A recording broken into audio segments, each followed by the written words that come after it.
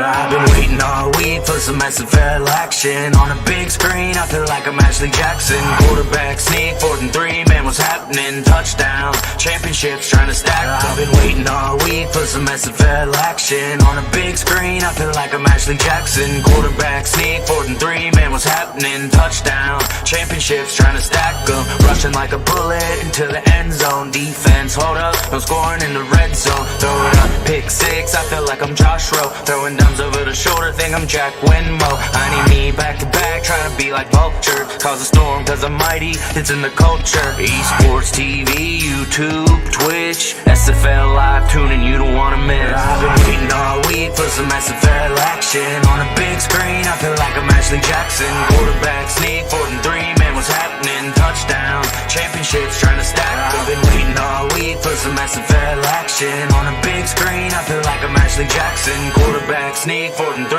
man, what's happening? Touchdown, championships trying to stack them. Next level like my entertainment. NXT on the stream, 8 p.m. on the beat. Catch me on the cam like I'm SFL commence. Yeah, you only got one chance, you can never miss. For the glory, revolution, feel my fury. Cause I'm a legend out in Canton, and I'm playing with dragons. I'm the king of this legion. SFL action, tuning this season. Kickoff! Are you kidding me? All they're gonna need is Big pop, it's up in the air! Oh, God. There it goes! That's a kickoff that is gonna win! Is there a goal? Taser power! Touchdown! I've been waiting all week for some SFL action. On a big screen, I feel like I'm Ashley Jackson. Quarterback sneak, 4th and 3, man, what's happening? Touchdown, championships trying to stack. I've been waiting all week for some SFL action. On a big screen, I feel like I'm Ashley Jackson. Quarterback sneak, 4th and 3, man, what's happening? Touchdown, championships trying to stack them. Hey, back in the SFL studios with Mike St. Green. I'm Cameron Irvine, and that was our own Polly Truth with SFL action. What'd you think, Mike? There wasn't enough Mike St. Green for me, but otherwise it was pretty good. It was no Mike St. Green, Cam, so that's a huge problem. But no, it was great, man. I was hated for it to stop, man. I was like, man, I was kind of grooving over here. Oh, man. Hey, we're happy to be back. If you missed us last week, you saw Next Level Sports all over social media. We were at the SFL convention at HyperX Arena in Las Vegas and saw 14 games of Week 1 action. We had 4 games last night, which we'll get to at halftime. But, Mike, we're back here for our Saturday showcase game. That's the Tulsa Desperados and the London Knights. And it's good to be back, Mike. How have you spent your offseason? Off season was great. A lot of changes over here for me, of course. Taking over part ownership of the now Houston Headhunters. That was great. But yeah, I had a very relaxing off season coming off of vacation, as you know I typically do. Seems like this time of year, about a week ago. So we're back. I'm excited to be back, Cam. This is our fourth season together. And it's also great to be back with our great partners with Next Level Sports. These guys did a great job last weekend over in Vegas Bowl, SFL convention of spotlighting the league and a lot of things they did over there were fantastic, man. It's great to be back on with these guys. And for those that are just catching up on the SFL and what we've been up to in this offseason, you look down at the bottom of your screen there. There's a lot of teams. We're running out of space, Mike, at the bottom. We added Minnesota, Canton, Indianapolis, Seattle in the offseason, and we'll see them throughout this SFL season on Next Level Sports. Well, let's get to it. We got 6 games on this very busy SFL Saturday, and it starts here on Next Level. The Tulsa Desperados and the London Knights. We'll get live look-ins on Louisiana and Denver coming up. That should be a great game. Squarebush versus McChesney and company, and a pair of double blocks later this evening. But Tulsa and London, Mike, 2 teams that last season reached new heights.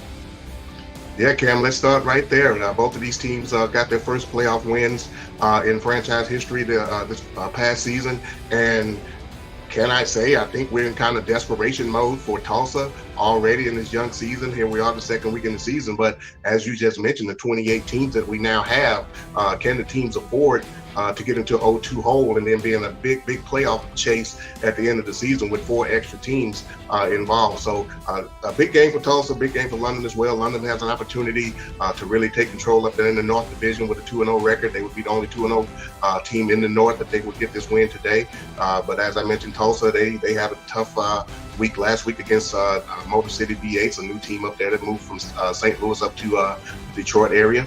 And they are going to be faced with the task also of a new look London team a little bit, because Chad Rowland is gone. He's an owner in Indianapolis now. So in London last week, they came out and got Robert Merrill a lot of touches. He had 30 touches last week, over 214 yards rushing. But over the past couple of seasons, we're accustomed to seeing London throw the ball a lot.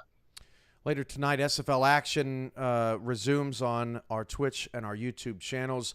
I'm most interested, Mike, in that Minnesota-Sioux Falls game. Minnesota got the win last week over Canton. Their defense was really impressive. Sioux Falls played well against Queen City, who played well last night. We really haven't seen a whole lot of teams outside of maybe Arizona and Houston so far really separate themselves from the early pack. But this could be an interesting test for Sioux Falls, just to kind of see where Minnesota really sits in this big picture, playing an expansion team last week. Yeah, Cam, and actually that was the game that I was looking at as well. I'm really interested in seeing this game, but more from the Minnesota side of things. They played an expansion team, as you mentioned, in Canton, so we don't know what Canton had to offer. They did, Canton filled out their roster, no rookies and things like that on the roster, filled with veterans, but this Sioux Falls team, playoff team, filled with veterans as well. But they have some championship pedigree as far as competing in the championship game a few seasons back. So this is going to be a real litmus test for the legend to see, if they're going to be the truth in this division up there with Sioux Falls, Tulsa, and Indianapolis. With another Poly Truth shout out. Thank you, Mike. That's really nice of you to highlight our great talent around here. Maybe Andy will give you a St. Green's shout out. Some will wiggle it into the broadcast here in the first half. Tulsa and London is coming your way next, and Andy Hamilton has play-by-play on that game. Our whole crew, he'll introduce you when we return from commercial break. The Tulsa Desperados and the London Knights comes your way next. The SFL Saturday Showcase on Next Level Sports is coming up next after the break. Stay tuned.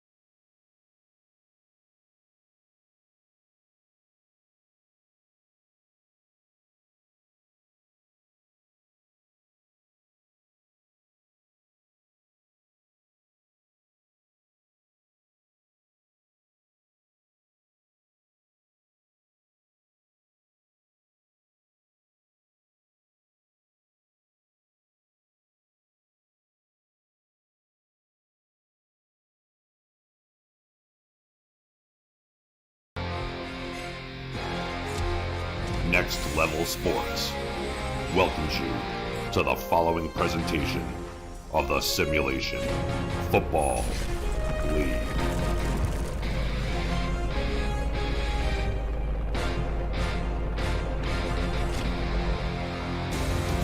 Week 2 action coming to you live from London, England. It's wonderful to be back in the booth. It's wonderful to be here in London.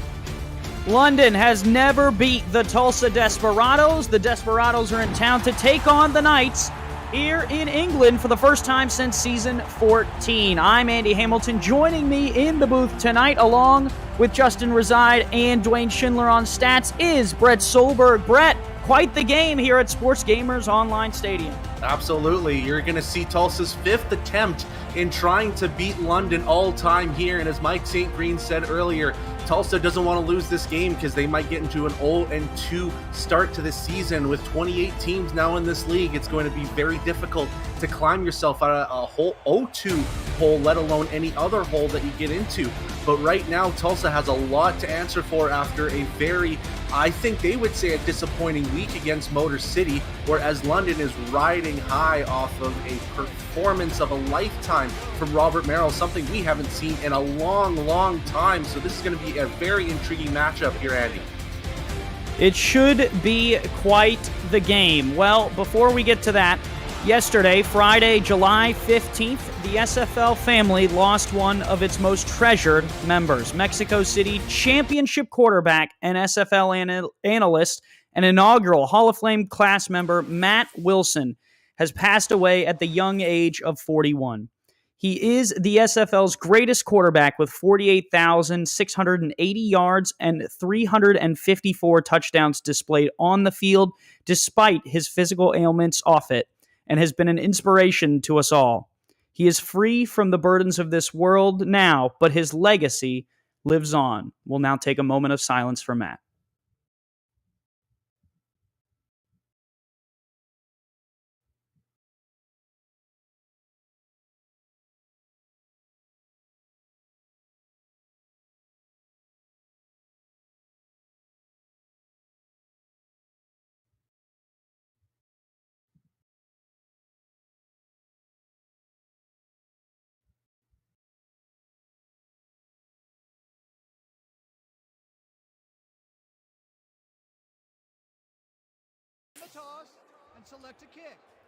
Thank you, everyone. From one number 12 to another, Brett, the battle between these two teams bound to be a good one. Like I said, London has never beat Tulsa. The Desperados trying to continue that 4-game win streak. They're back here in England for the first time since season 14. They are wearing white and will kick it to the London Knights. And week 2 of SFL action in season 19 is underway on Next Level Sports. Return here brought out across the 20-yard line to the 23, and that is where Johnny Pickler here at Queensway will lead the London Knights out on to the field. Yeah, and you look at Johnny Pickler's stats last week, and you're probably thinking to yourself, where's the 60 pass attempts that we're so used to every week from Johnny Pickler? He was only 20 of 29, and then you look at his running back counterpart in Robert Merrill. He did all the work. Are we going to see the same thing this week? They took down Indianapolis in their opening week matchup. We'll see what they have for us in week 2. They'll start with a throw outside caught, and that is good for just about 7 yards. Vin Calia, first catch of the night. And Vin Calia has been really the de facto wide receiver 1 for this London team for the last, I would say, season and a half for this Knight squad. And yeah, you start off hot right here with a little medium out route that gets a nice 7 yards. Travis Arthur out over there in coverage on the first completion of the game. And now they'll go heavy set on 2nd and 3, 4-3 look here out of the Desperados defense. And they will hand it off this left side with plenty of blockers. Down the left side of the field is Robert Merrill. Merrill all the way down to the 38. And Brett, he had a really good week 1, and now he's trying to continue that in week 2. Yeah, this man had 2 60-plus yard runs, if I'm not mistaken, last week, and he basically is picking up right where he left off. Fantastic blocking from his men to give him that stretch run. That's the biggest key here, is that London's blocking has considerably improved over the course of just a couple months, and it feels like they're really relying heavily on this Robert Merrill run game. Anthony Anderson, Perrin Ibarra, Wallace de Moranville Jr., and Demetrius Farmer, the offensive lineman. And just on cue, they give up a sack to this Tulsa Desperados defense. Chris Andrews in there to make the play. Yeah, and this time it looked like that left side of the pocket for Pickler was just collapsing right away, and you could see he was trying to find an open man, just didn't see the defender basically breathing right down his throat, and basically joint sack. There you go. Backs him up here. 2nd and 18, defensive coordinator for Tulsa, Jaden Swift. OC and head coach for London is Liam Crowder. Here's the flip outside there. Merrill will spin once, and he'll get some of the yards back. It'll still be 3rd and long. Yeah, and that was just a failure to get any of his receivers to kind of block and help out there. It seemed like they ran a little bit too far as that swing pass happened, and there was 4 defenders waiting for Robert Merrill. It was just all brute force to get back 7 of the 8 yards that we lost in the last play. 4 offensive linemen for London trying to help Johnny Pickler and Robert Merrill stay clean. 3rd and long here. Pressure from the outsides and bump coverage. Pickler throws, and it was nearly picked off. Tulsa's Miles Gibson had 2 hands on it, just could not bring it in. 4th down, and London's going to have to punt. Yeah, a traditional London 3rd down here, going with an empty set and really trying to rely on Johnny Pickler and the receivers to get open. But Tulsa really responded well by having both the linebackers and the safeties kind of fall into the same area, which led to essentially an incomplete pass.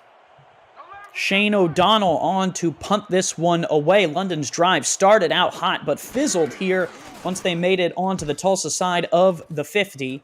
Here is the punt from O'Donnell. This one's going to bounce at about the 9. It's going to bounce again at the 5 and dies right there at the 5-yard line. Beautiful punt will back the Desperados against their own end zone.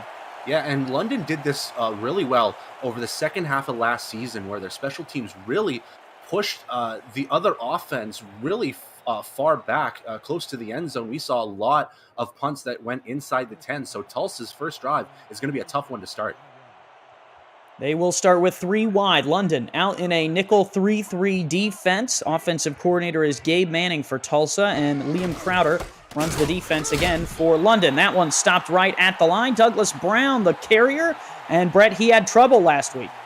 Yeah, not a great showing for Douglas Brown here, just averaging under 2.5 yards per carry, which isn't going to help things to start off his season. You definitely need to have those groundbreaking runs, and he didn't have a rush longer than 9 yards against Motor City. 3-3 again here out of London. Split back spread look here for Tulsa. They give right up the middle. Brown, second play, same as the first. He'll pick up a couple. It'll be 3rd and 6. Yeah, and again, it just seemed like the offensive line this time just didn't really help things for Douglas Brown, as there was a swarm of London players on that gap that they were trying to open. And again, a minimal gain here, which might force them to throw this on 3rd down. See if we hear from JQ. 4th season in the league, 6'5", 210. He'll throw on 3rd and 6. No, he won't. He's dropped in the backfield. Huge play for London. Cam Frosby gets to him. Yeah, and you saw Cam Frosby had a pretty big impact last week here, if I'm not mistaken. He had a couple sacks, and this time he gets another 1 sack here, as there was a big swarm on that right side of the line, which also included William Davidson, the defensive end, that almost got to him as well. So all that, Tulsa goes 0 yards forward or backwards despite the 2 carries. They'll have to punt. Farouk, this one a short punt, fielded and brought back to the 32. London just about 5 yards away from field goal range, if not already there. Yeah, and that's basically all caused by Tulsa not really moving any ground there, forcing the punter to have a kind of a short field to basically kick that football, and led to a short punt. So London really reaping the benefits on that inside the 10 punt that they made earlier. 4 receivers wide. Single back is Merrill. Pickler under center. His 6th season in the league. 3rd here in London. Short drop, quick throw, catch made, and that is good for just about 9 yards. Fox Highwind checks into the game and makes the grab. And again, another traditional London set here. This time they had 2 inside slants on both sides. With Tulsa kind of backing up a little bit here, Pickler had some options for those short passes and got a 9-yard completion out of it. 4-3 look here. Cornerback walked in there against the tight end on the top of the formation. 2nd and a yard, they give Merrill. Merrill with blockers down that right-hand sideline. Robert Merrill to the pylon. He'll score. The London Knights have taken the lead, 6-0. And there's the difference between last season's London Knights and this season's London Knights, is essentially the play of Robert Merrill. And I was going to make the note that last week he had probably as many carries as he did the first 3 weeks of last season, and he's being a real big part here as he gets into the end zone here, already eclipsing 60 yards on just a couple carries. Huge impact for this London team as they score here first. And hats off to the fullback. Tiberius Bovine got a block on that play. The full offensive line, Anthony Anderson, Perrin Ibarra, Wallace de Moranville Jr., and Demetrius Farmer, all blocking on that play. Sprung Robert Merrill for first down yardage and more, and pay dirt for the London Knights. They take the lead at home.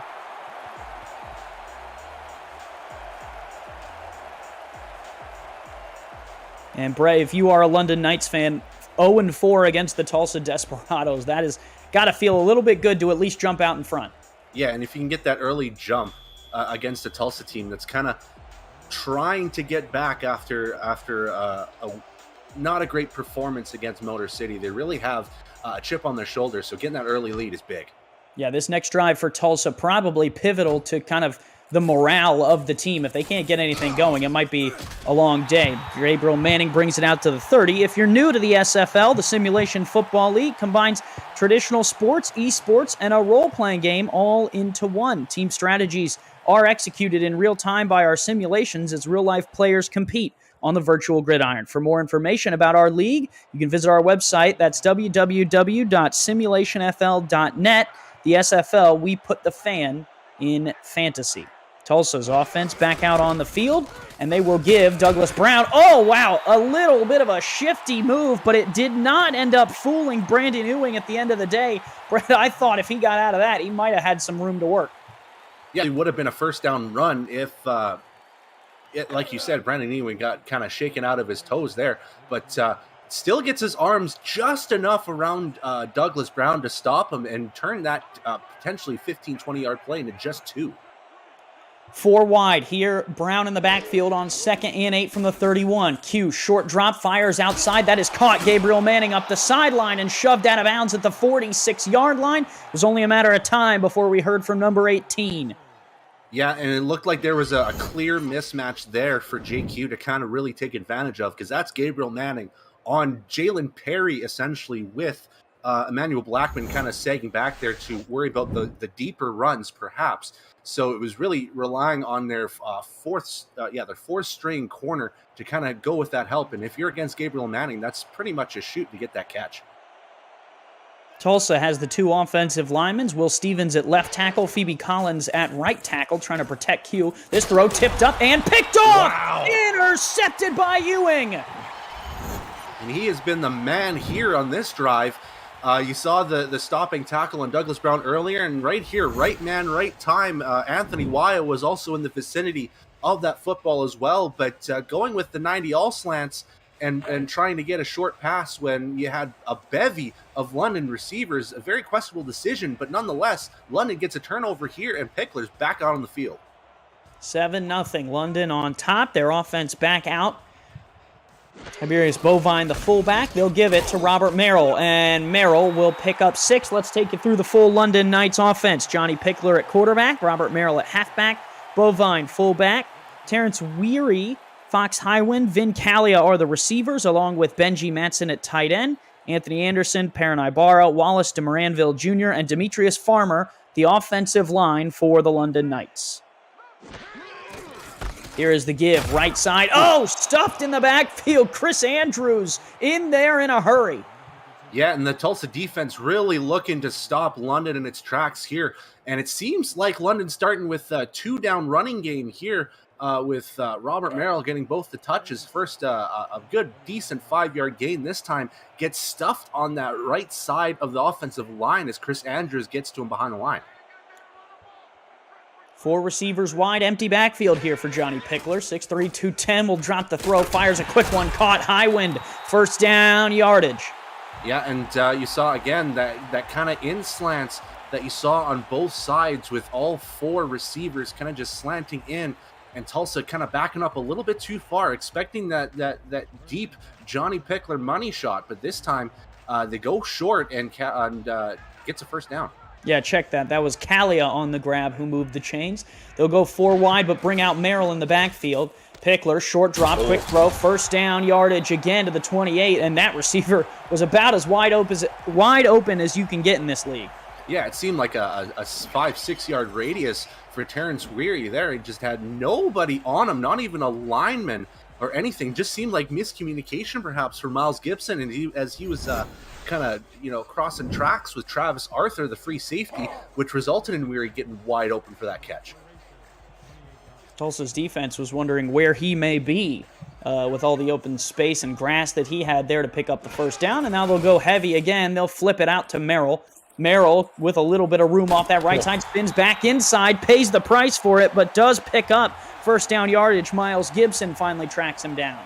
And Cameron Shaw say hello to the sidelines as Merrill spins basically his jock right out of him there. You'll see on this replay, wide open space as the blockers did a great job just trying to find any man. And as you said, and he spins right out of his pants and gets a necessary first down as London is well within territory. London trying to strike again and really put Tulsa on their heels. Here's the give. Merrill right side. Merrill spins again. Chris Andrews, maybe the MVP for Tulsa's defense, tracks him down after only giving up 2. Yeah, and right now they're really trusting in Robert Merrill inside the 30 here to kind of either inch or just power his way forward to the end zone. It's been successful once with a nice 28-yard touchdown. And this time, the Tulsa's defense guessed right as to where Merrill was going to go. Ball at the 16, 2:57 here to go in the first. Pickler, short drop, will fire. That one's caught, and pushing to the 1 is going to be London. They will not get in on that play, but the catch is made by Highwind all the way down to the 1. And again, it seems like just early miscommunication from the secondary crew from Tulsa because I believe that would be Cameron Shaw once again kind of getting beat and just being left in a field all of his own, whereas the receiver got wide open and almost to the end zone. Pickler will go under center. Goal line here out of Tulsa. Give left side. Merrill walks the dog. 6 more for the London Knights. They extend the lead. Yeah, and London, all they really need to do is just have good enough blocking on that left-hand stretch side to give Robert Merrill just the space to kind of waltz his way to the end zone. And what better can you say to start things off for London here other than 2 rushing touchdowns for Robert Merrill to start this first quarter, getting themselves in a 2-possession lead and making that hole bigger for Tulsa to start things off. London won their game last week, coming out trying to go 2-0. Tulsa, a little bit of a surprise there. The media pundits had Tulsa a little bit better than Motor City going into week 1, but Brett, that's why they play the games. You never know what's going to happen. Tulsa on their heels got shocked, and they start 0-1, now down 14-0 to London as well. And Brett, transparently going into the season, a lot of people thought this Tulsa team was one of the potential contenders coming off of a playoff run last year. Yeah, and I think a lot of people consider Tulsa to be probably that division contender and perhaps being one of those spoiler teams that would kind of beat those juggernauts like the Louisianas and the Lone Stars and the Baltimores. So this has come to a shock so far from us. Yeah, certainly a long season to go. 2 games will not define a whole SFL team's season, but certainly down 14-0, 0-1 on the year. It's not where the Desperados wanted to be here with 2:26 left to go in the first in week 2. Yeah, and right now it seems like through the first 5 quarters of the season, Douglas Brown is just not working right now. And since you're down 14, you might have to start relying on JQ and throwing that rock a little bit more, even though he's already thrown an interception. You just got to trust on him a little bit more. 3 receivers split out. Brown offset to the left here against the 3-3 from London. Deep drop. JQ wants it all and has the completion across the midfield stripe. That is a huge play. Welcome to the game, Jim Copeland Jr. Yeah, JCJ with a nice leaping grab there. I wasn't too sure exactly what kind of play was going to go down with just one wide receiver on the top of the screen, but they went with a tight end deep post in the middle, and it just seemed like he found the perfect spot between the linebackers and the safeties to grab a fantastic catch and basically flipping the field in one play. Yeah, huge play for field position. Tulsa will now set up at the London 47-yard line. Short drop this time. Flip outside Q. Nice completion there to Corey Jones. We'll set up 2nd and 4. Let's take you through this full Tulsa complement of weapons. JQ is the quarterback. Douglas Brown is the halfback. Justin Williams comes over from Houston at the fullback spot. Sanzo Robinson, Corey Jones, DJ Hume, and Gabriel Manning all return to the Desperados for season 19. Jim Copeland Jr. is back as well. Will Stevens and Phoebe Collins are the left and right tackle, respectively. Give Douglas Brown. No yards there for him again. Yeah, and it just seems like nothing's working out right now. And when you do look at that roster makeup here, you've got 2-star tackles in Stevens and Collins, maybe looking at a stretch run to kind of support the star edge tackles to perhaps help get a couple extra yards for Douglas Brown here. Maybe that middle run is just not working. Both 6'7", both over 325 pounds. Might be some cornerstones there. Instead, here's a misdirection back outside, and that's going to be a first down. Douglas Brown redirects what I think might have been a dive play and was able to find the yardage needed. Yeah, and that's the awareness that comes in with Douglas Brown, the former number 1 overall pick, and he comes in right away.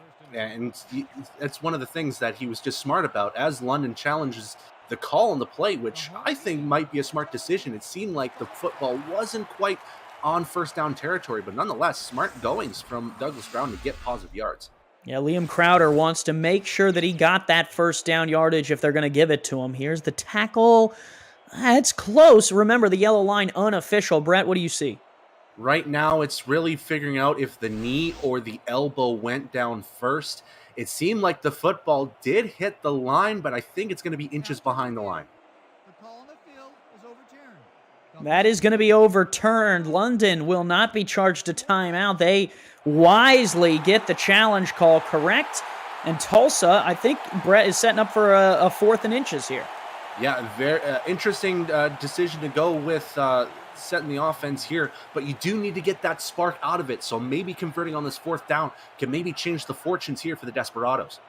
Q under center will take the snap, gives Douglas Brown left side, and he's got the first down and more. Oh, Brown out of a couple tackles and really looked like he was open for space at the 28, but got shut down quickly. Yeah, and it seemed like Emmanuel Blackman just kind of jumped a little bit too far to the side there. He was going to leap for that tackle, as well as Anthony Wyo, who just misses Douglas Brown. Great job on the agility from Douglas Brown to get that first down and a couple extra more. Now as they inch closer, I believe now they would be in field goal territory for JT Delaney. Got to take care of the football now. Winding seconds. This might be the last play of the first quarter.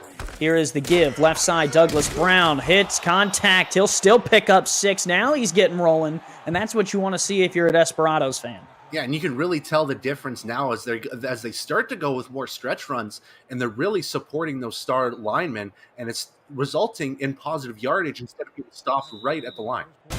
We'll take a break. It's week 2 of season 19 of the Simulation Football League, presented by APM Music right here on Next Level Sports. Don't go anywhere.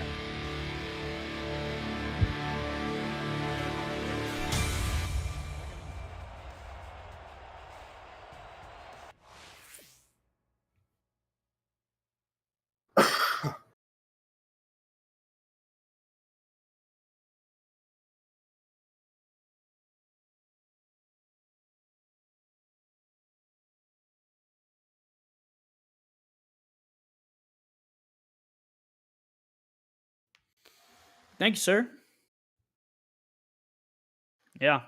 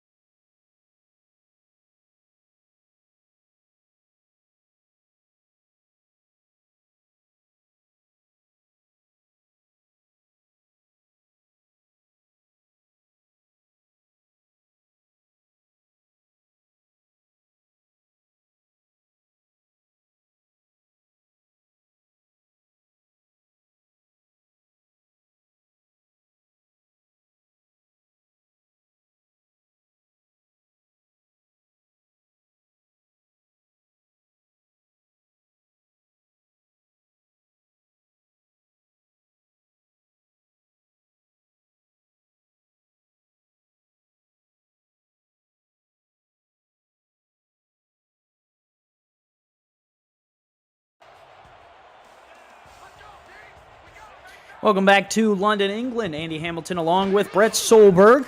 Week 2 of SFL action, and JQ will find Gabriel Manning for first down yardage right there out to the 15. Brett, this Tulsa drive moving down the field.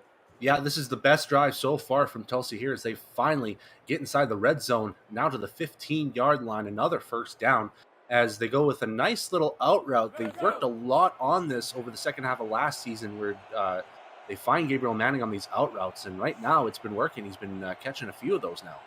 Gun straight, JQ standing alone in the shotgun. London's defense in a 3-2 look. 2 linebackers out on the field. They'll only rush 3. Q still feels the pressure and has to evade. Flips. An interception right to the defender. Jeff Gagne picks it off, and the Knights back in business at the 12.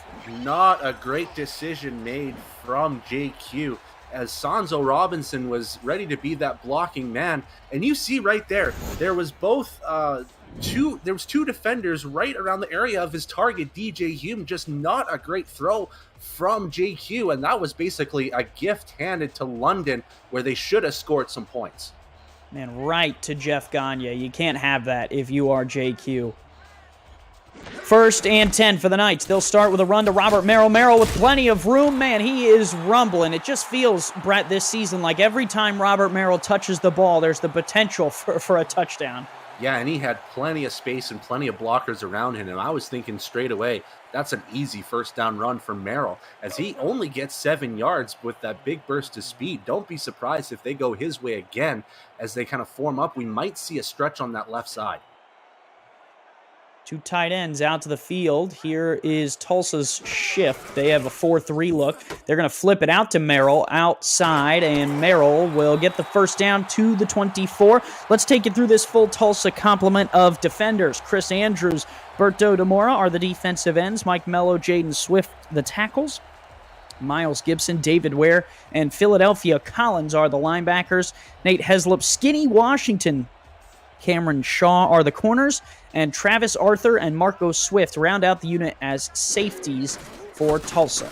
Give right side. Merrill fumbles the football, and Tulsa's on top of it. Who else? Chris Andrews having the day of days for defensive ends. And that is a big breath of life for Tulsa here, as you'll see Clyde Jones being the recipient of that hit to Robert Merrill, jarring the ball loose, and Chris Andrews, right man at the right place, dives on that football, and there's that breath of life for Tulsa. Back into enemy territory here. You can just call this maybe a 15-yard punt, if anything, if you want to think of it from Tulsa's eyes. Marco Swift popped it loose, came over from Houston in the offseason. I guess Mike St. Green didn't want him on the headhunters, but Tulsa says we'll take him, and they take the ball back from London. Here is Douglas Brown still on his feet, pulling yardage. He'll get 4. Very, very tough running there from Douglas Brown. Got stuck on 2 of his own offensive linemen, but still pushes forward to just get as much positive yardage as possible, dodging through defenders. Just a fantastic showing for 4 yards. Longest 4 yards he's ever had to earn. Now with 9 to go here in the second. Q, pressure coming, floats across the middle! Oh, man, Gagne could not pull in 2 in one game. He was trying to find Christine there. And it looks like GQ's a little bit shaky with that football right now, because that was very close to having a 3rd interception marked on JQ's stat sheet. But Gagne decides to go with the one hand instead of 2, and it just drops on the ground. Right here at the 23, down by 2 scores. This is a big drive for Tulsa after that turnover. 3-3 look here out of the London defense. 3 receivers wide, single back offset to the right is Brown. Brown stood up and dropped. That play made there by Cam Frosby. Yeah, and it looks like London's really shoring up the middle of that line and not giving Douglas Brown any chance to get those up-the-gut runs. They really need to rely on those stretch runs that have been very successful. But nonetheless, JT Delaney's going to have a decent field goal attempt here from about 40 yards. It's actually Brooke Beisel who's on for Tulsa. Beisel, the second-year female who will kick it up, and that one is good from 39 yards. Glad to have women in the SFL. Always happy for their contributions to the league. And Brooks' kick for Tulsa, her contribution is 3 points to the Desperados' cause here in Week 2. You know what mixes me up is when I'm looking through both of my monitors here and trying to get roster numbers. 3 and 5 look eerily the same through my terrible glasses. So my mistake, Brooke, and I apologize for everything. Well, it's all good, Brett. I believe, and someone in the chat will correct me if I'm wrong, but I believe JT Delaney used to kick for Tulsa. So I was going to give you even more of an out there that you just were remembering Delaney's golden days for the Desperados. But that's all right. He's on London now. He has just kicked 2 extra points, and now London will take back over, and who knows, maybe Delaney will come out and send a bomb through. Well, seeing how London's offense is really working right now, we might be seeing a potential 3rd touchdown in the first half from Robert Merrill, as he has been torching this Tulsa defense. Merrill today, 8 carries, 77 yards, 2 scores. Thanks to the stats team for that information. They'll flip it out to him again. This is 12th touch of the day, and Merrill has another first down to the 32-yard line. We're talking a spin move and just willing himself to the first down line as Cameron Shaw just tries to grab every little bit of his legs, trying to push him down to his ankles essentially, and still gets that first down. Robert Merrill is just on a roll right now and is well over 100 yards all-purpose. Here's a look at the numbers. For Merrill, we have our own numbers courtesy of Justin Reside and Dwayne Schindler. Thanks to them for doing their part for the league and their part for the stats team today. Merrill stood up and dropped there. David Ware in to make the play. That'll only be a yard, one of the shorter runs for Merrill today. Yeah, and Tulsa needs to continue doing this. It's just basically essentially trying to figure out which side of the field that Robert Merrill is going to run to and just get a swarm of defenders to stop him right on his tracks. 4 receivers wide, give right up the gut. Merrill stood up, dropped, 3rd and 8 coming. And again, only 1 yard out of this. Tulsa's doing a great job, especially with these 2 plays here, guessing where Merrill's going to go and stopping him right on his tracks. Now it's a 3rd and 8 situation. Are we going to see empty set like we usually do and what we have seen so far on these 3rd downs? And it looks like we are. Shotgun look here for Johnny Pickler. 5 receivers wide. That looks like a dime coverage out of Tulsa. Pickler going to go for the deep corner route. That one is caught! Oh, climb the ladder, young fella. Vin Kalia up and over the defender for the first down. I would say that is a Mike St. Green-esque catch from Vin Kalia, climbing the ladder, absolutely mossing his defender. I feel really bad for that defender as he tried all that he could, Nate Heslip, to get to at least the receiver, but still it's a completed catch. Pickler feeling the fire, completed 90% of his passes, make that another one. Now 11 of 12 today, down to the 24-yard line. He hits another receiver. And again, it's Kalia. Just this time, instead of using that strength to basically get right to the receiver, he arcs that football and tells Kalia to meet that spot, and a great job of quarterback to receiver. That chemistry between the two has been fantastic over the last couple seasons. QBR up over 100 for Johnny Pickler, over 100 yards as well. He'll throw again. 3rd throw in a row. That floater is picked off. Right back down the near sideline goes Heslip. Heslip in a foot race with the lineman. Nate Heslip. Johnny Pickle 6 for Tulsa. 7 points for the Desperados. Fool me once, shame on you. Fool me twice, shame on you again. But the 3rd time is not the charm for Vin Kalia as he goes the 3rd straight time Johnny Pickler does. And Nate Heslip making do for getting burned twice against Vin Kalia, gets the interception and had a breathing huge load of space to run to the end zone and relied on his speed to get past the offensive lineman. And that is a great 80-plus yard pick 6. And Tulsa has great life in their lungs now. Man, and you feel for Pickler, right? Because he was like 3 of 3, completing 90% of his passes. I mean, if I was throwing at that clip, I would have thrown that pass too, Brett. He was feeling everything. Yeah, absolutely. Like, he was looking red hot, and that just switching momentum there just from one pass. It's crazy. Man, unlucky for Johnny Pickler in this London Knights offense. Tulsa immediately flips the script, can't get it done on offense. The defense says, what can I do for you? Huge play there to turn the tide. It is now 10-14. The Desperados right back in action here as London's offense, one mistake flips the game on its head. Tulsa sends it back to the Knights. Knights will bring it out off the goal line, out across the 15, across the 20. That return to the 23. The SFL has partnered with Rare Drop and Rare Drop Sports to advance live events and distribution. Live and in-person championship weekends, rookie drafts, and community events are in the works. Visit raredrop.co for more information on what the company does in the gaming community, and follow Rare Drop Sports on Twitch at twitch.tv/rdsports. Pickler right back out here on offense. 1st and 10 from the 23. Right back to throwing. That one deflected again. That was Gibson. Pressure was coming there on Pickler. Had to get rid of it. Yeah, the last 4 targets now we've seen is to Vincalia. Maybe just playing with a little bit too much fire. Johnny Pickler is going right now, going with the well maybe a few times too many. You've got capable other receivers. You've got Fox Highwind, and you've got Terrence Weary as well. Let's see a couple of targets going their way now. Heavy formation leads you to believe that Merrill might be involved on this play. He's touched the ball 14 times, make it 15. Oh, he stood up. What a tackle there by Miles Gibson.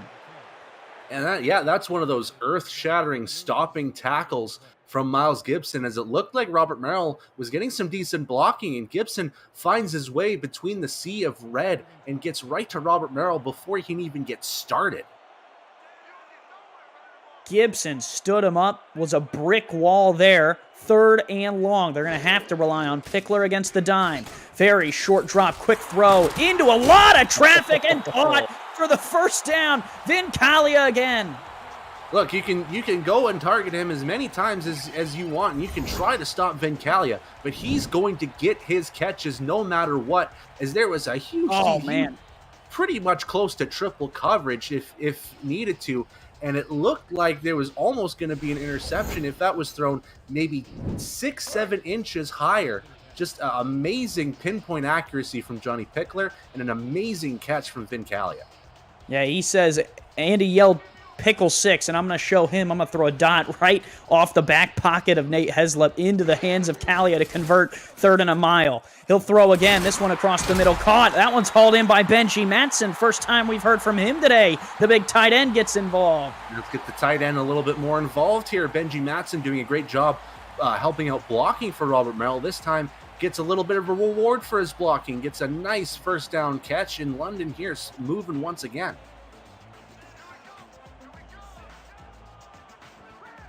That'll set them up empty here. 1st and 10 from the 47. Pickler throws. That's good for 8 there. Another completion. Johnny firing on all cylinders. The Knights moving. Yeah, and it's another great catch from Terrence Weary there. Finally, Johnny Pickler starting to spread the love a little bit here now, finding Matson earlier, Weary here. Now we're in a 2nd and 2 situation. This is perfect territory for Robert Merrill to get his yards back. 2 backs in the backfield, and they will give it. Merrill, right side with a little bit of room, has a 1st down, and let's send it to Cameron Irvine for a game break. Cam? Thank you, Andy. Louisiana on their opening drive, Mike, and they're on the board. Yeah, Cam, Louisiana's trying to prove this season that they can do more than kick field goals. Randy Swearbush takes a nice little pass out to the backfield from Utah, and Louisiana's up on their first drive, 7-0. 7-0 early. We'll keep you posted. Back to Andy and Brett in London. Back here, Pickler dropped in the backfield. Chris Andrews in there, along with another defensive lineman. Man, Tulsa backs him up deep. Yeah, and it seems like Tulsa's defense has come alive since that pick 6. As you see, Chris Andrews, the MVP so far for this first half for the Tulsa defense. And you'll see Berto Demora there as well, the other edge rusher getting to Johnny Pickler. So Tulsa firing all cylinders. 2nd and 17. You can barely see the 1st down marker there on the right side of the field. Or the right side of your screen, I should say. Here's the give. Merrill will readjust inside, back outside. Robert Merrill! Oh, a 1st down run from Robert Miraculous Merrill there to the 31. And that is just brute force and sheer speed coming out of Robert Merrill, something we didn't see a lot of last season, and now they're definitely gifting him a lot of carries here to start off this 19th campaign of the SFL's livelihood. So an amazing, just a gutsy run from Robert Merrill on 2nd and 17. Man, Robert Merrill, what a game. They'll give it to him again off this right side, and Merrill that time cut down. And Brett, you talked about it. In years past, London very pass-heavy on offense. Merrill not used very much for the run, but this season used a lot for the run. We'll take a short break and be right back. 2 minutes to play here in the first half in London. Don't go anywhere. It's the SFL on Next Level Sports.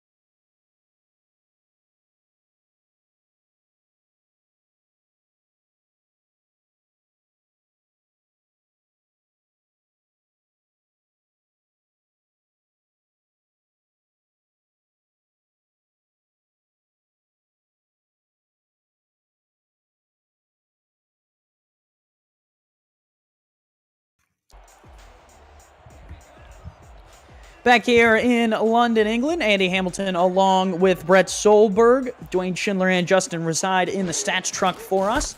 And Robert Merrill again with the football. That time cut down 3rd and 6. Brett, they've been running him a lot more this season than in years past. Yeah, I was talking about his first touchdown run where it seemed like he had as many carries last week as he did the first 3 weeks of season 18. And this time he continues on this torrid pace of just getting the football. He is now, I believe, on his 15th carry. You combine that with some good throws from Pickler, and that's got London where they're at. That one tipped up, incomplete! Benji Madsen down to the 3. What a grab! First off, what a tip. How often do you see that kind of passing tip go about 6-7 yards in the air, just waiting for someone to grab that football? And there was about 3 Tulsa defenders ready to go, but big Benji Madsen is the right place, the right time man, and just uses his body to grab the football and some extra yards. You're going to call him Johnny Pickler on the spot with that one. Give Merrill, walks it in again, untouched, and plants the sword here at Queensway. Now 20-10. Yeah, and that's touchdown number 5 this season already for Robert Merrill. And get this as a fact here. Last season, he only had 6. So we're talking he's almost at his touchdown count barely a week and a half into the season. Just an amazing change of pace from this London offense, getting Robert Merrill more involved as he gets number 5 of the season already. And that one is all credit to big baby Benji Madsen. What a grab from the 6'7" tight end. Man, that's the play of the game so far. Look, Merrill's got some good runs, but that catch right there, play of the game so far. Yeah, right now it'll be between him and the Nate Heslip 80-yard pick 6 right now. But like I said earlier, how often do you see a tip pass that goes that high up in the air, basically waiting for a jump ball? Yeah, an incredible play from Benji Matson to be at the right place and just get himself that football, just willing himself to just push around defenders. Yeah, crazy. London will kick it back to Tulsa. Desperados had a pick 6 for their first touchdown of the game. Let's see if they can find something to get going right before the half. 56 seconds to go. Coming up on the APM Music Halftime Report, Cameron Irvine and Mike St. Green will break down the first half between the Desperados and the Knights. They'll also go over Friday night's action around the league and showcase for the first time SFL legend Matt Wilson's complete behind-the-scenes interview from the inaugural SFL convention in celebration of the legend who passed away yesterday at the age of 41. All coming up on the APM Music Halftime Report. You won't want to miss that. Give right up the middle. Douglas Brown spins, and he'll pick up 4 down to the 37. Now Tulsa looking to hurry it up.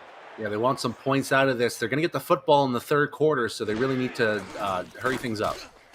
Flip outside. Gabriel Manning moves up the field, steps out of bounds at the 41-yard line. Him and Blackman, they're going at it.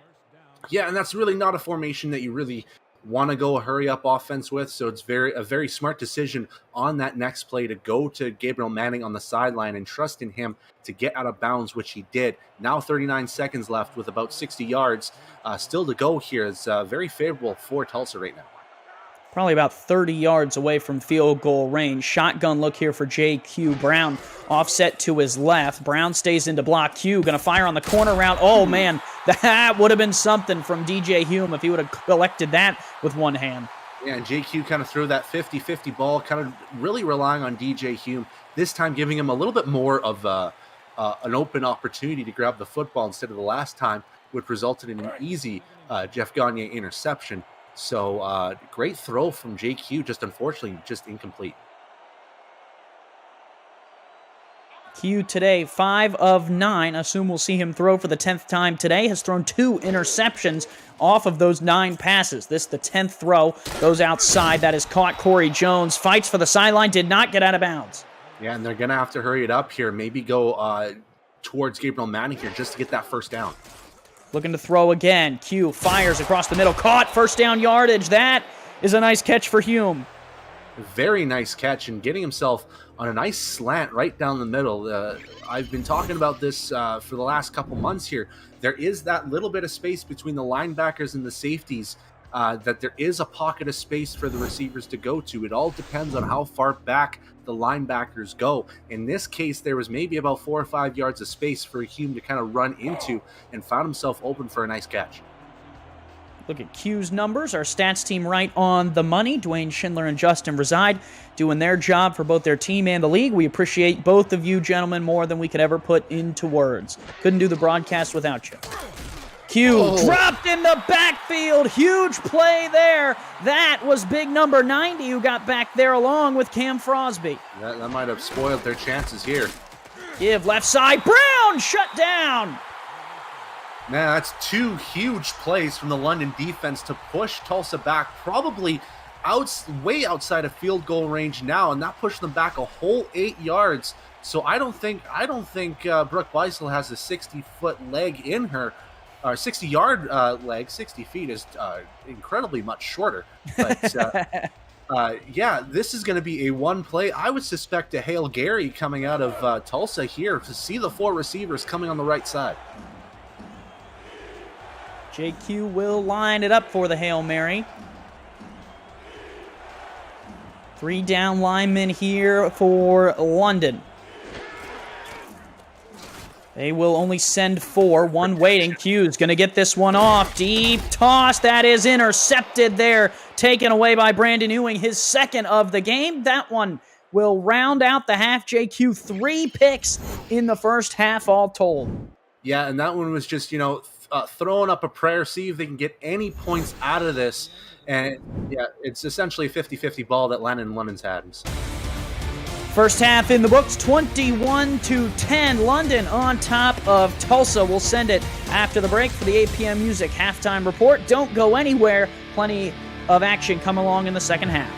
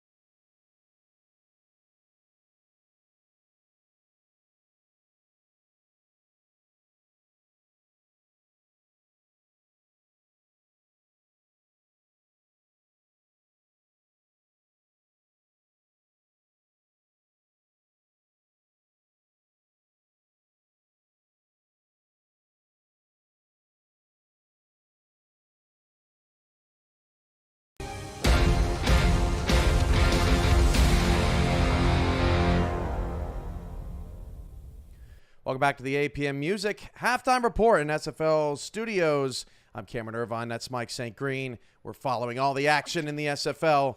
It is always fast and furious, especially at halftime, Mike, when we have plenty to do and things to talk about.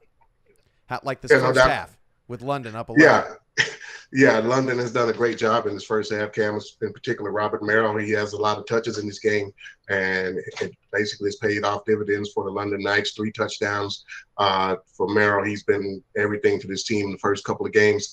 He's basically staking a claim to, MVP, Offensive Player of the Year type thing already in the first couple of weeks. Let's talk about the end of that half. Tulsa could have at least gotten 3 points out of that. Their offense has really struggled today. That pick six, the only score on the board. They really needed those few points there at the half, and just more momentum off this London team. Tulsa's defensive line, one of their biggest strengths, Mike, but it's been London's defensive line, I think, that showed out a little better. Yeah, Cam, actually, this London squad is probably the most talented, one of the most talented squads in the SFL right now, probably outside of Baltimore. I would say, it's London as far as overall talent right now, because these guys only lost 3 players from last season, the playoff team. These guys went on a great run at the end of the season last season, a big win last week against Indianapolis, and they're basically showing that their experience and the continuity of the roster that they've kept it pretty much intact, and why they're playing as well as they are. And as you mentioned, Tulsa, the defense has really been the one reason why they're pretty much in shouting distance of this game still. 4 games last night in the SFL. 2 were kind of stinkers. 2 were doozies. Arizona blew out San Diego, and Queen City threw for over 400 yards. O.J. Bruin, Queen City beats Motor City, clobbers Motor City, in fact. Plenty of points around the league. And then there was this one, Fort Worth and Florida. Let's pick things up in the fourth quarter or late in the second half. Aaron Gooden had 2 interceptions as a linebacker last night. Fort Worth led 14-13 with 5 minutes to go in this one, and this is where the game changed right here as Florida was looking to take advantage. Nacho Sicario with the pick. Yeah, big pick right there in the fourth quarter by Nacho. Florida was going in and trying to take the lead, if nothing else, get a field goal to go ahead in this game, and Nacho Sicario changed the face of this game with a big pick right there and bring it all the way down inside the 5-yard line. And this was kind of the theme. We all know Florida, right, Mike? They always seem to come out in the clutch. You have them right where you want them, and then it all just kind of falls apart in the fourth quarter. But that was not the case in this one. Fort Worth on the road, after giving away a game late to Lone Star last week, put this one away despite not being able to get any touchdowns. Great red zone defense out of Florida. But Amelia Rose getting the field goal there, put Fort Worth up 4, and one last chance here for Florida.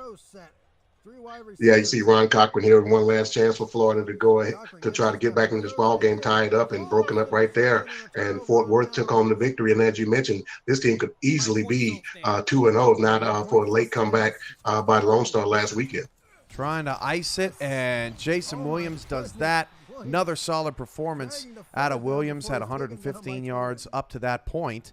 And that's all she wrote. Fort Worth takes the victory 2013, got another 4th down stop on Florida's last possession. A little bit more fireworks in Houston and Mexico City on the night that Matt Wilson passed away. It was a tough game, and as a Houston guy, Mike, there were many a times at night where I'm sure you felt like enemy number one because you guys were having to play this team. Such a great, terrific rivalry. And once the game started, it was the Houston Hyenas and it was GP Wells. Actually, Cam, it was the Houston Headhunters, but we'll give you one. There's one. Yeah, put it in the jar. We'll give you one slip up this season, but yeah, man, it was extremely bittersweet. Going into this game as well as coming out of it. Matt was, great to this community and great guy. I personally feel like, that should be a part of Matt Wilson and everybody in this league because he epitomizes what we're doing here in my opinion. Those that never had an opportunity or can't do it anymore, and we're here on the field and able to display our talents and root and compete the way that we are. But yeah, bittersweet game last night. Of course, happy to come out with the victory, but it was hard to really celebrate after that win last night. Wilson did have one touchdown, but it was mostly Houston, although worth mentioning, Jeffrey Daggs had 2 interceptions last night. He also had 2 kick return touchdowns last week at the convention in the win over Jacksonville. Had an interception in that game, too. This is just more great Houston defense on the back end of it. Josh Rowe had another great night. Isabella Blackwell with that pick. But Jeffrey Daggs has just been unbelievable this season for Mexico City through the first 2 weeks. Yeah, he's been huge for Mexico City the first couple of weeks. A big punt return, as you mentioned, to seal an overtime victory last weekend against Jacksonville. A couple of big interceptions to keep Mexico City, in shouting distance in this game last night. But the Houston defense, Cam, they've been great the first couple of weeks.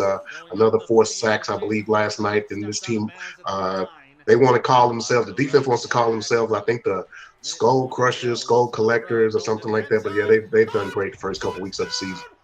And that's how the game ended, and you can hear the excitement in Ethan Muslin's voice. In fact, let's back that call up and check out his call of that play. Matt Wilson to Mike Daggs, the best of friends for over 30 years. 2nd and inches, Wilson to throw right, pass caught, going up the field is Jason Bartley. He gets steps out of bounds at the 9. Clock's still running. They got to get something going. Minute 20 to go. Wilson to throw. Going to the end zone. Caught! Touchdown! Mike Daggs! I'm just going to let that one. Any other way? I'm just going to let that one sit in for a second. No other way to end this one. That was a great call, Ethan Muslin and Nate Hall on the call of that one. Not a good night in any respect for Mexico City. Houston gets the win 35-20, and that was a wrap in that one. Right now, 5 minutes to go in the first half. Louisiana leads Denver 14-3, and they are on the move again in the red zone. Randy Squarebush has 2 touchdowns in that first half, and Louisiana has really shaken off that really bad loss to Florida last week. And a lot of teams around the league, Mike, are proving that week 1 is just week 1. We've seen a lot of storylines flip so far. Yeah, week 1 is basically, whatever you can come up with, whatever you think the team, tendencies were the previous season. And in a lot of ways this season, we didn't know what other teams' tendencies were going to be. And Louisiana have typically offensively, at least last season, they've struggled as far as getting in the end zone. Boudreaux with all the field goals set the record, but Squarebush is proving right here early in this second week that, hey, we're here to do more than just kick field goals. We want to put touchdowns on the board. Digging through the archives last night, Mike, I was looking for any Matt Wilson material that really hadn't been seen before, and he did an interview at our inaugural convention. It was the only one that he was able to make it out to for health reasons, and he sat down with the Media Tech Institute and Show Business Studios crews who were sponsoring that event at the time, and I was digging through the archives and. There's some great answers to those questions, and we're going to release that interview in full on our YouTube channel. But there was one particular clip, Mike, that caught my attention from this interview, and I thought it was a great story to tell in remembrance of Matt before we get to the second half of Tulsa and London. This was Matt Wilson way back 5 years ago when he had joined the league just a couple of seasons back.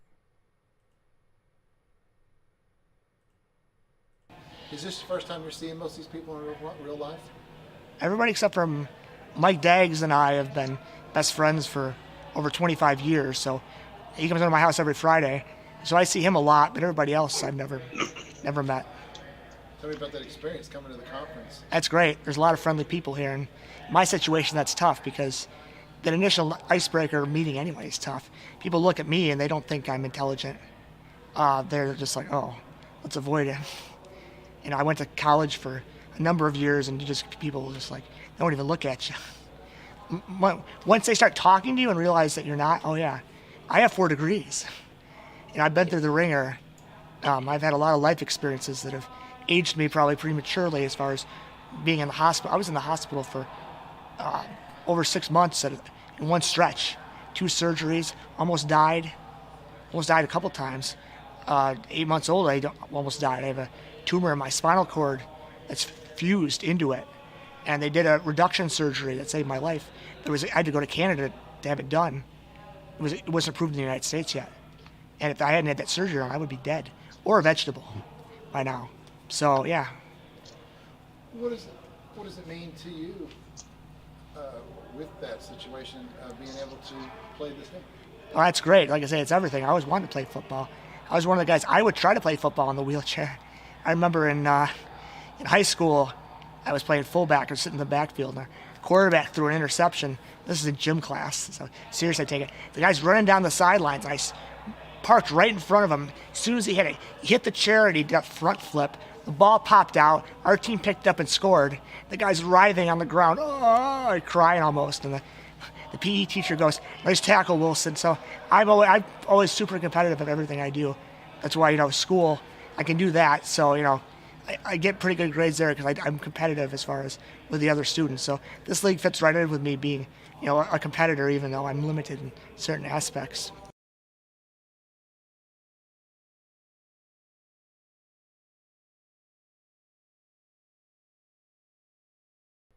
Yeah, just real quick on Matt Wilson, Cam, you could just see the passion that he had for, not only sports and SFL, but for life as well. And, like I said, he's going to continue to live on here. I hope to embody his spirit in the SFL for days and years and months to come. And rest in peace, Matt and Mike Daz, and I know he was a great friend of his. Condolences out to you guys, and hopefully things will get better for you guys in the future. Nice tackle, Wilson, indeed. 21-10, London leads Tulsa at the break. Andy and Brett, along with Dwayne and Justin, have your second half. When we come back, this has been the APM Music Halftime Report.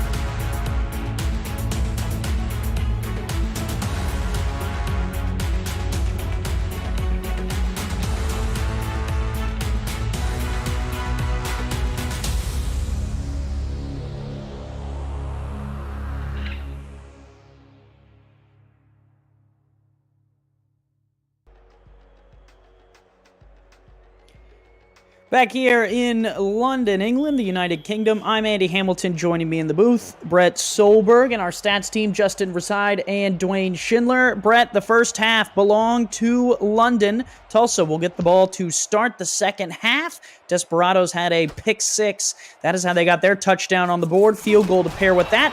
But as you know, sometimes SFL can be a game of two halves.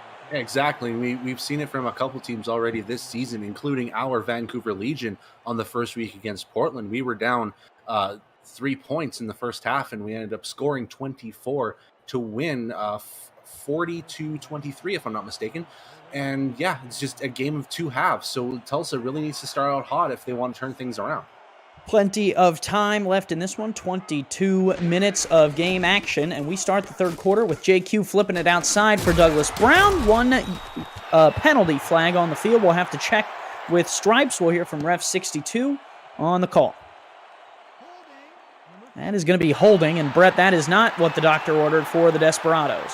No, a little bit of an early mishap here from the Tulsa offensive line.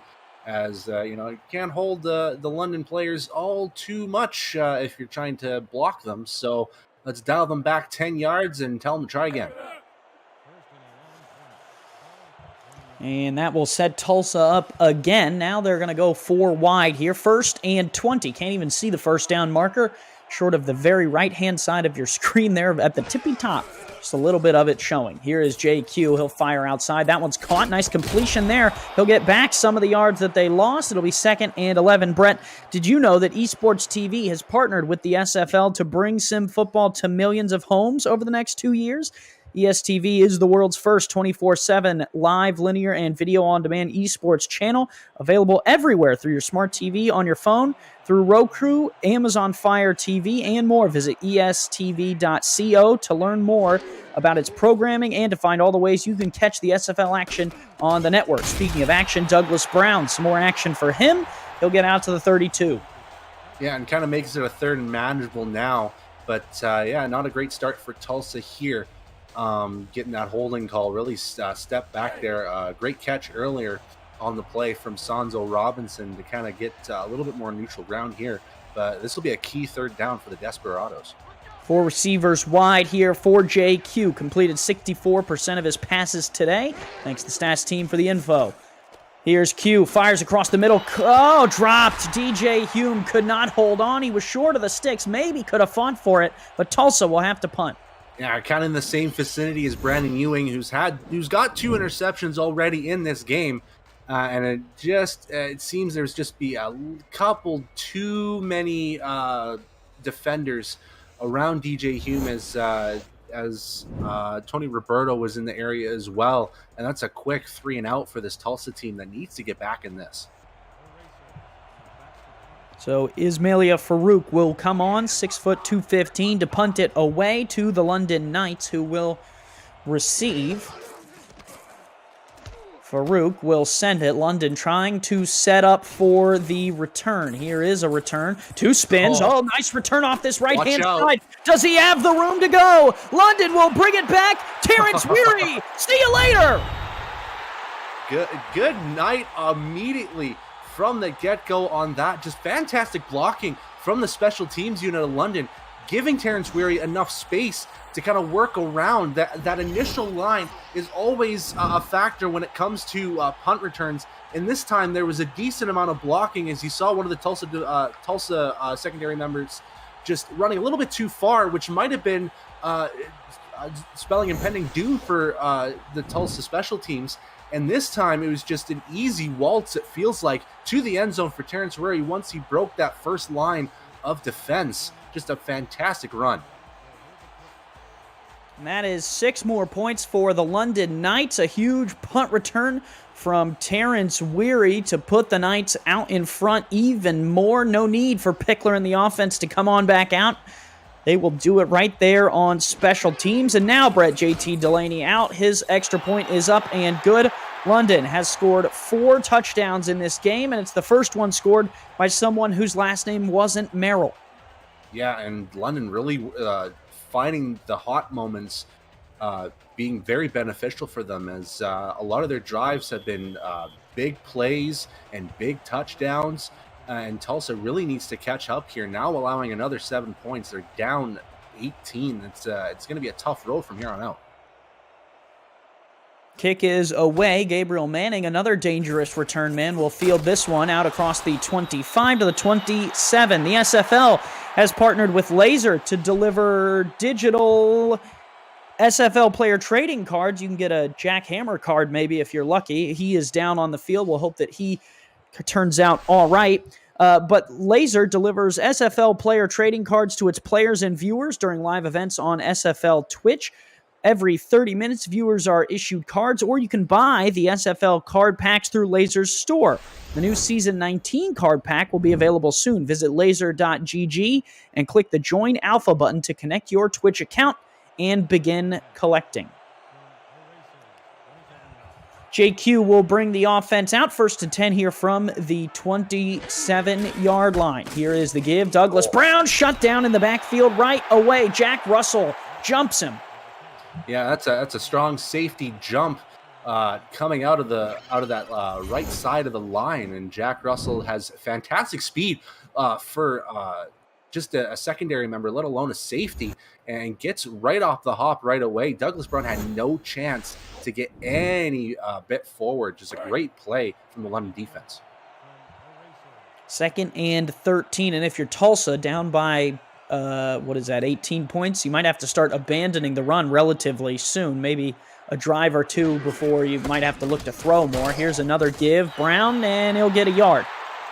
Yeah, it's really not working right now. And yeah, down 18, even though JQ's thrown in 3 interceptions, sometimes you just have to go down that well and see if you can strike a pot of gold out of this Tulsa receiving offense. And you've got plenty of great receivers. You've got Robinson, you've got Corey Jones, Gabriel Manning's the star out of this, so I would expect a good catch. Q across the middle finds the receiver. I think that's Douglas Brown out of the backfield on a little bit of a wheel route. It is, and that is 1st down yardage. Hey, if handoffs to Douglas Brown ain't working, why not get him on a wheel route and see if he can get himself open? A lot of people in the SFL forget that sometimes your running backs and fullbacks can run some nice routes as well. Queen City is probably one of the best to do it when they had Chris Komasak and get some nice wheel routes out of him. So it's nice to see a wheel route from Douglas Brown. 3 receivers wide for Q. 17th throw of the game. Going to go deep with this one. And just really underthrew Corey Jones there. That was more of a deep toss that London had a better chance at than anything. Yeah, it looked like Q just didn't have the right gripping on that football as he was tossing the rock, and almost right into the hands of either Jack Russell or it looked like one of the outside linebackers. No, that is Telemac Scarborough that could have grabbed the interception. So very risky throw again from JQ, but they might have to go down that route again here at 2nd and 10.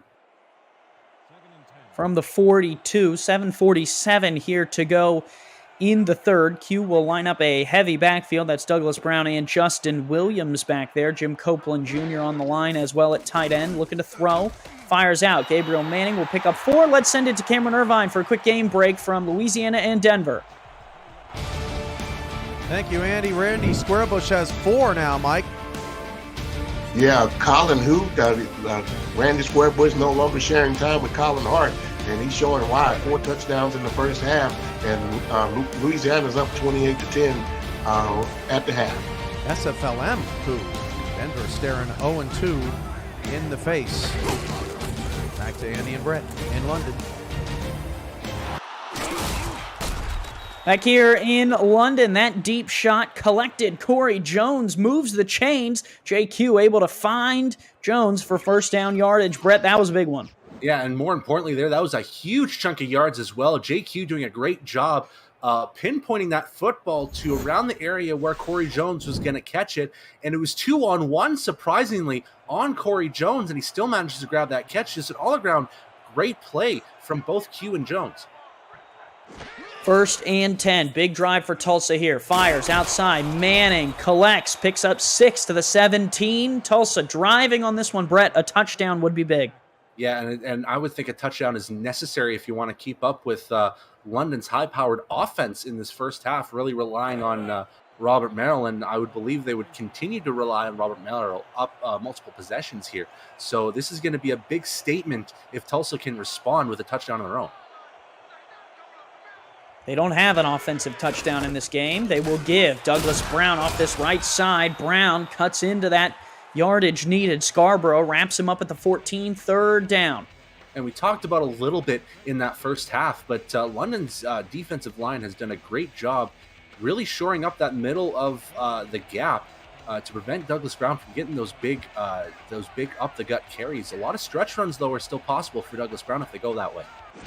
2 yards to go. Give. Brown. Got it. And a little bit more. Douglas Brown hits pay dirt for Tulsa, making something out of nothing.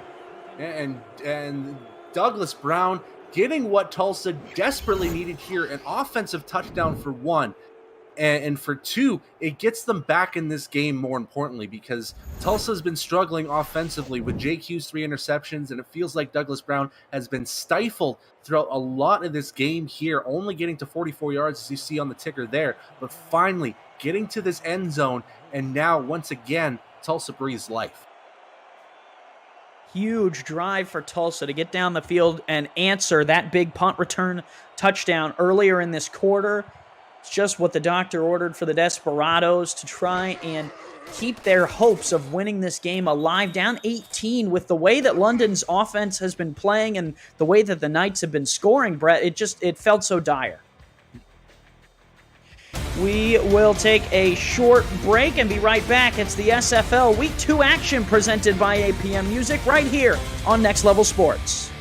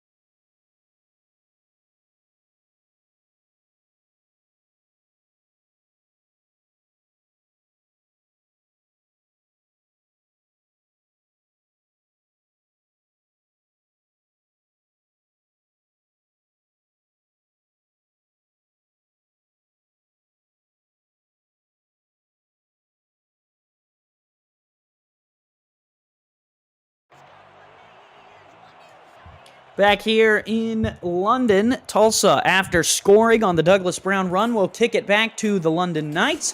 Andy Hamilton here along with Brett Solberg. Brett, London takes back over here at the 24.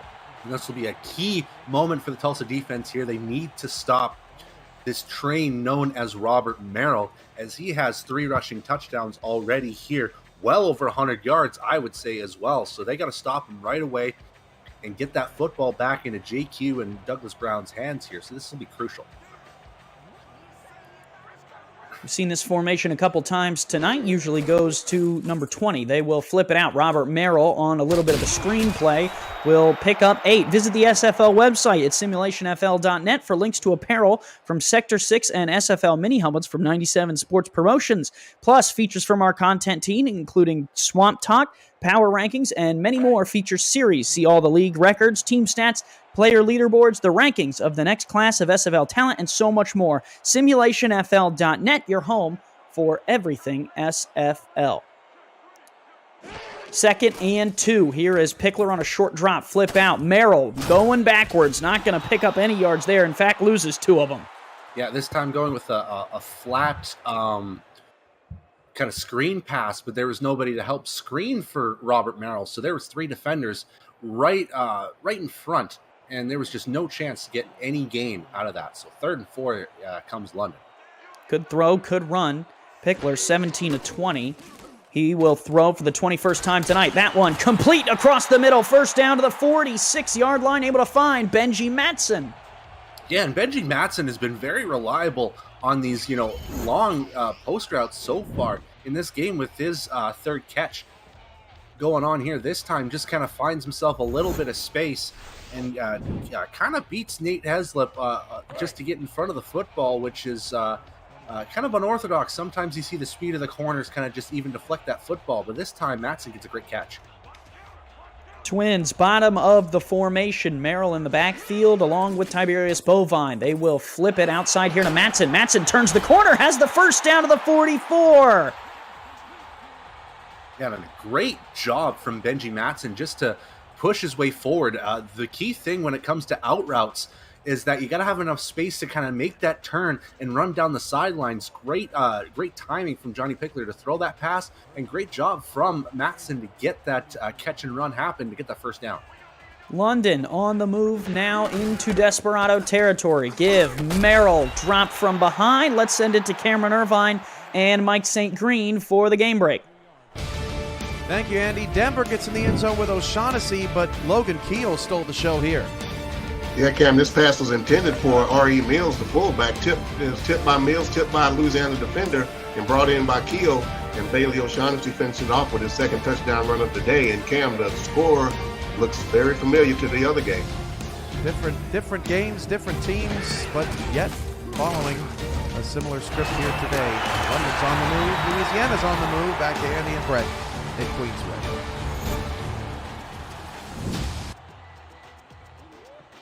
Sometimes, Brett, it's crazy week to week how these teams match what the other teams are doing and how the defenses match as well. Sometimes it's hard to defend some of these teams, and other times, the ball bounces your way. So similar scores between the 2 games, and we see that, but very rare that you see these 2 teams match up very well. Here is Merrill with oh man, I thought he was going to break one more. Merrill hit from behind by Demora, but he's got the 17.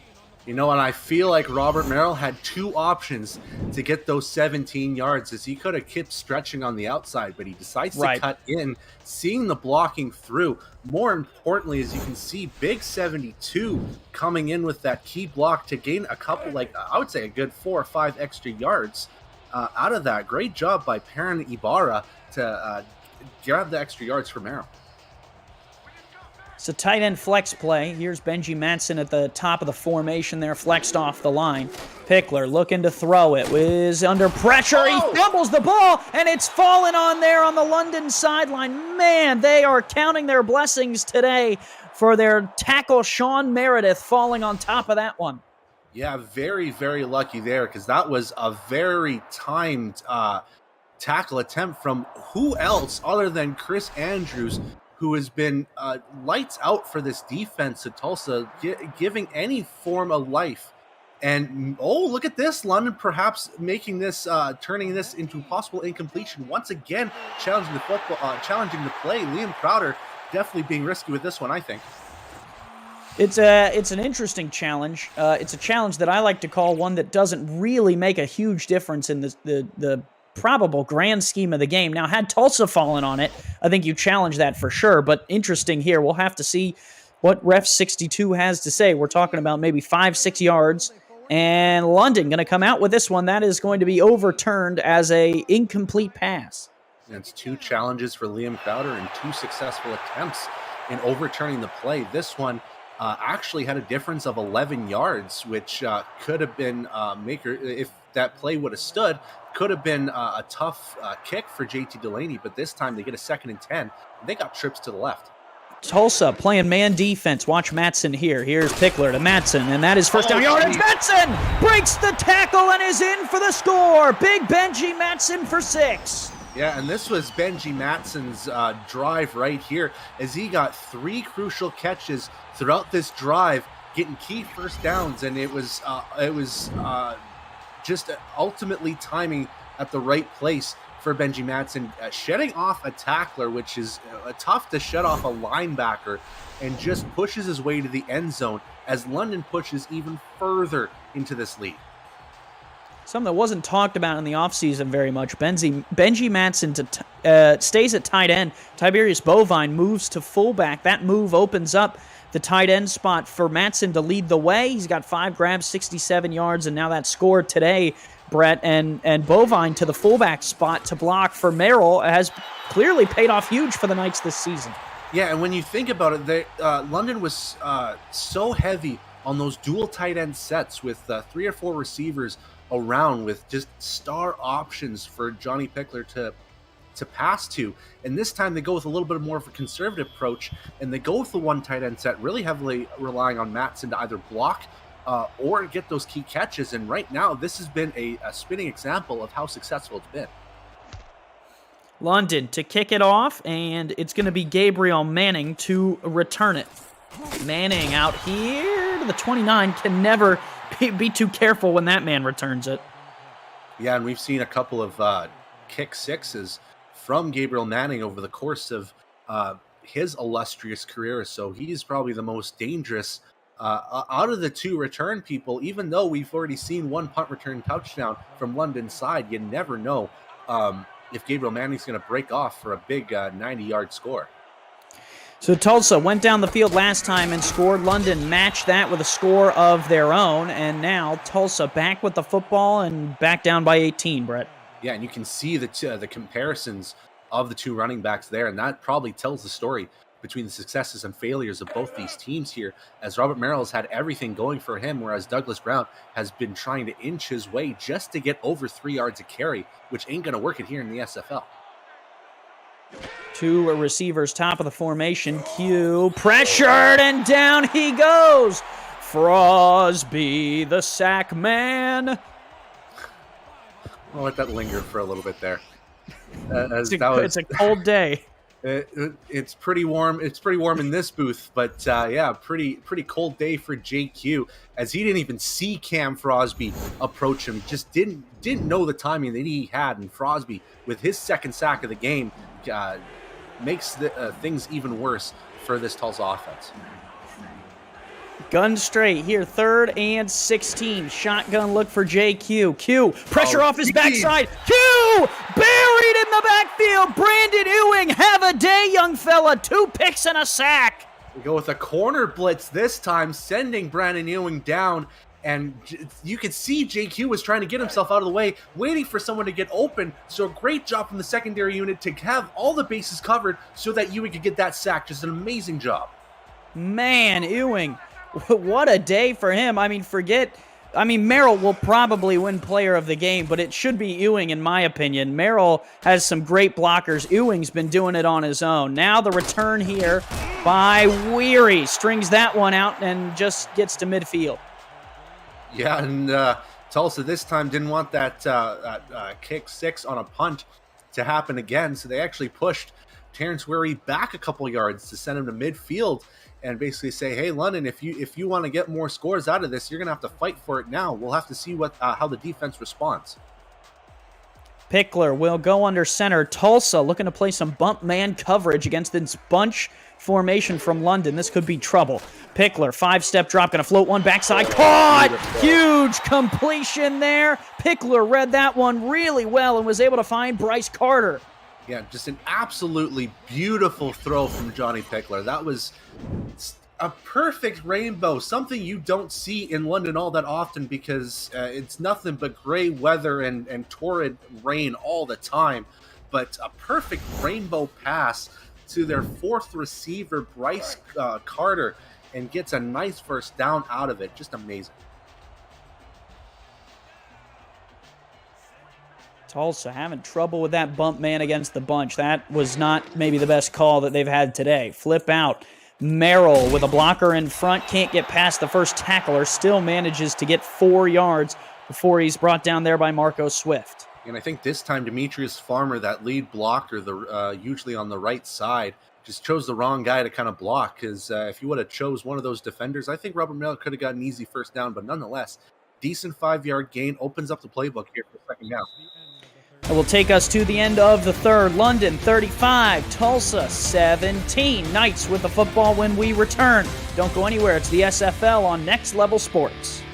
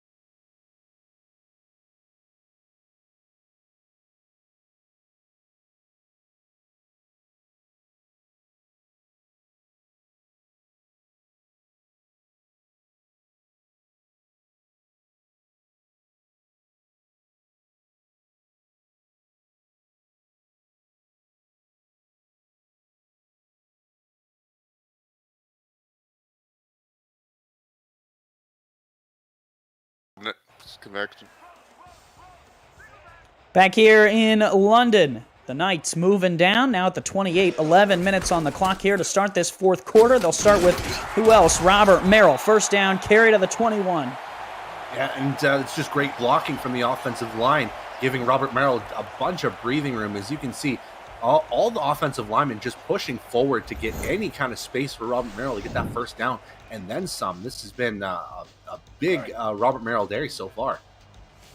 Merrill all over the place and sets him up here at the 21-yard line in potential scoring position, up by 18. Already a 3-score game, trying to extend that lead. Tulsa's defense trying to hang on. This flip across the middle, caught. Fox High went down to the 7. Yeah, and Tulsa was really worried about that big pay dirt option, for London, that they kind of let the short routes be a little bit open. So Pickler just threw an easy pass to Fox Highland and gets another first down, and they're in goal line territory here.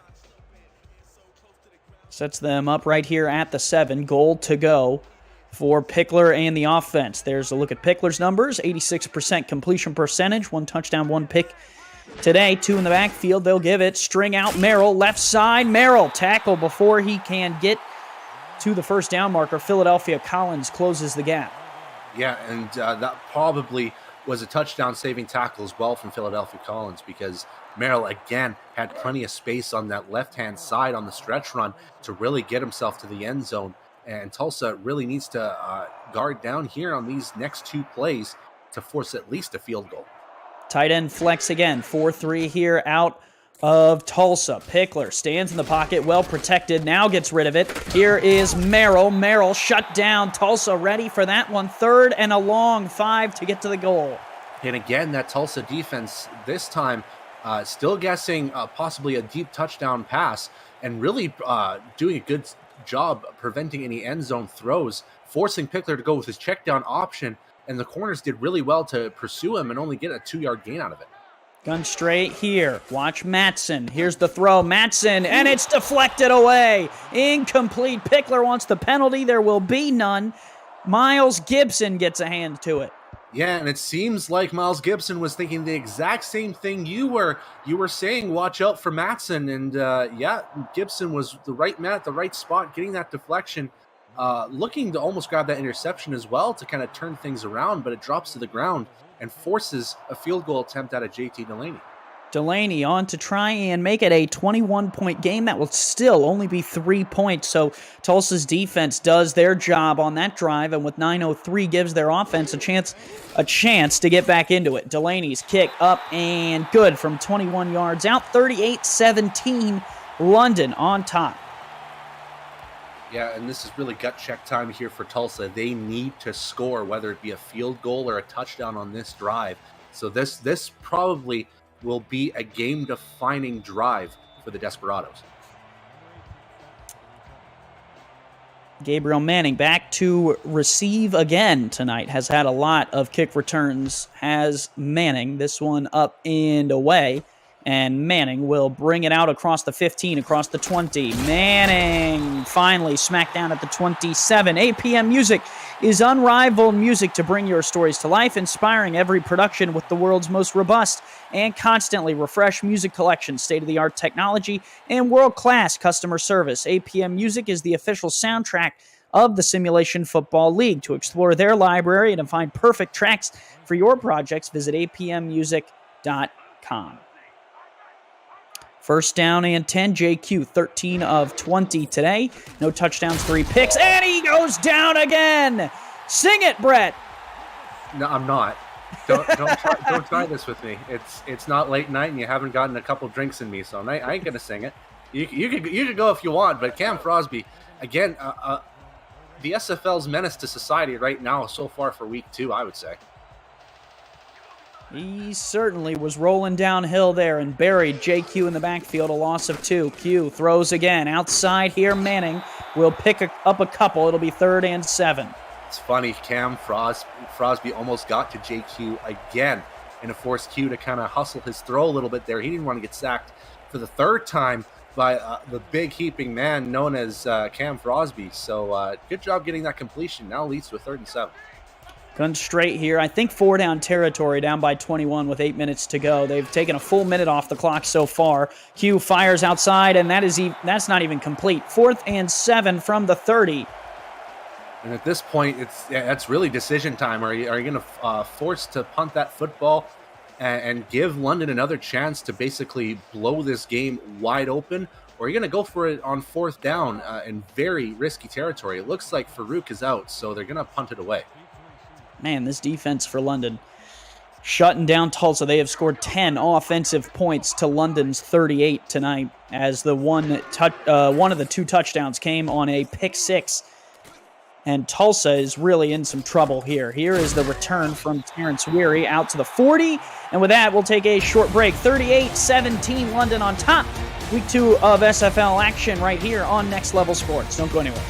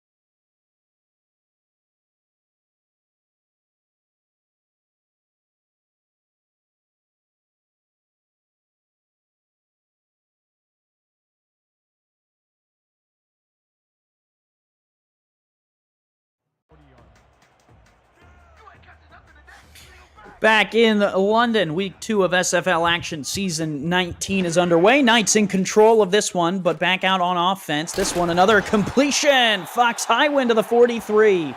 Yeah, all systems go here for this London offense. It seems like any chance they want to get a first down or a touchdown, especially over the last, I would say, 7 or 8 drives, have been very successful for them. They keep moving the chains. They've essentially tired out this Tulsa defense, and the most important thing is that they have probably dominated time of possession as well. So it's just been an all-out success for this London squad. 5 receivers wide for Pickler, alone in the gun. Tulsa playing man. They have a linebacker walked over on the receiver. That pass, though, incomplete. Couldn't quite float it to Kalia over the head of Nate Heslop, who gets the deflection. He had a pick 6 earlier in the game. Got to be careful of him. Yeah, with Nate Heslop kind of being in the vicinity of Vin Kalia, as well as being as hot as he's been in this game. And I believe that's his 3rd pass deflection of this game as well. So he's really gunning to get that 2nd interception. 21 still the difference here from the 43. Pickler flips out Robert Merrill, trying to track him down. Oh, nice hit there on the outside by Gibson. Yeah, and that's what Tulsa's going to need here, is to basically stop Robert Merrill at any chance, since they're up 3 full scores now, and they're really going with a couple more conservative plays and just trying to get those first downs instead of the big money plays. So here we are, now going empty set. 3rd and 9. Here's Pickler looking to throw it. Fires deep down the field. That is caught. Oh, Pickler can do no wrong here in the second half. Yeah, and this time Vin Kalia uses his amazing speed, probably one of the most underrated speedster wide receivers in the league. Just burns Nate Heslop this time and gets in front of Travis Arthur to grab that catch. And there's the big money play that we're so used to seeing out of London, and that pushes them well into field goal territory in the red zone. 3 receivers wide, running back offset to the right. Pickler, 5-step drop again, floats, throws on the run, and that one's knocked out of the hands of the receiver. Skinny Washington looked like he was pretty ripped there with that big hit. Yeah, a little bit quiet throughout this game here, but Skinny Washington has done a decent job covering his man and making it a little bit tougher for Johnny Pickler to complete his passes. This time, just absolutely demolished his Carter on that big pop, just pushing him down. Sometimes that could be the only difference that's needed from securing a catch and having that catch bobble loose. The wave going around here at Queensway Stadium. Fans here in London enjoying SFL action this evening. It was 9 p.m. London time when we kicked off. Now 10:55, almost 11 p.m. here. Here is the throw from Pickler to the end zone. Caught. Touchdown, London. Terrence Weary's got 1 on the return and 1 through the air. And there's that 40 spot we're so used to of London over the last couple seasons. They're a high-scoring offense. They're always usually a high-scoring offense, and we're so used to seeing connections from Johnny Pickler to another receiver. And this might be the final nail in the coffin there for Tulsa, as this lead becomes even more insurmountable with just 6 minutes to go. JT Delaney on to try and add the extra point with 6:17 to go here in the 4th quarter. Tulsa punted it away on their last drive. London took that ball, came right down the field, was able to score on their own. Delaney's extra point up and good. Now 45-17, London out in front, and we'll step aside, take a short break, and be right back. It's the SFL presented by APM Music right here on Next Level Sports.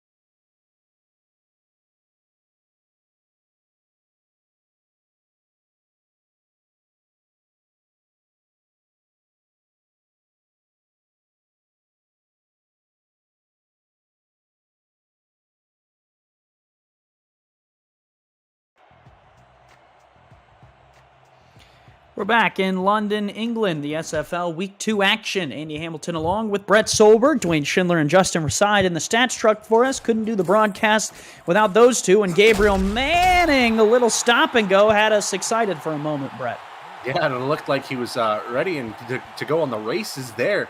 But London's special teams has done very good at just stopping any chance that Gabriel Manning has on kick returns. And Tulsa, once again, having to start the field 70 yards away from their end zone. JQ, 14 of 22 today. No touchdowns, 3 interceptions, and he'll start out in the shotgun on 1st and 10. Fires outside. Corey Jones with the catch. Let's take it to Cam and Mike for a game break.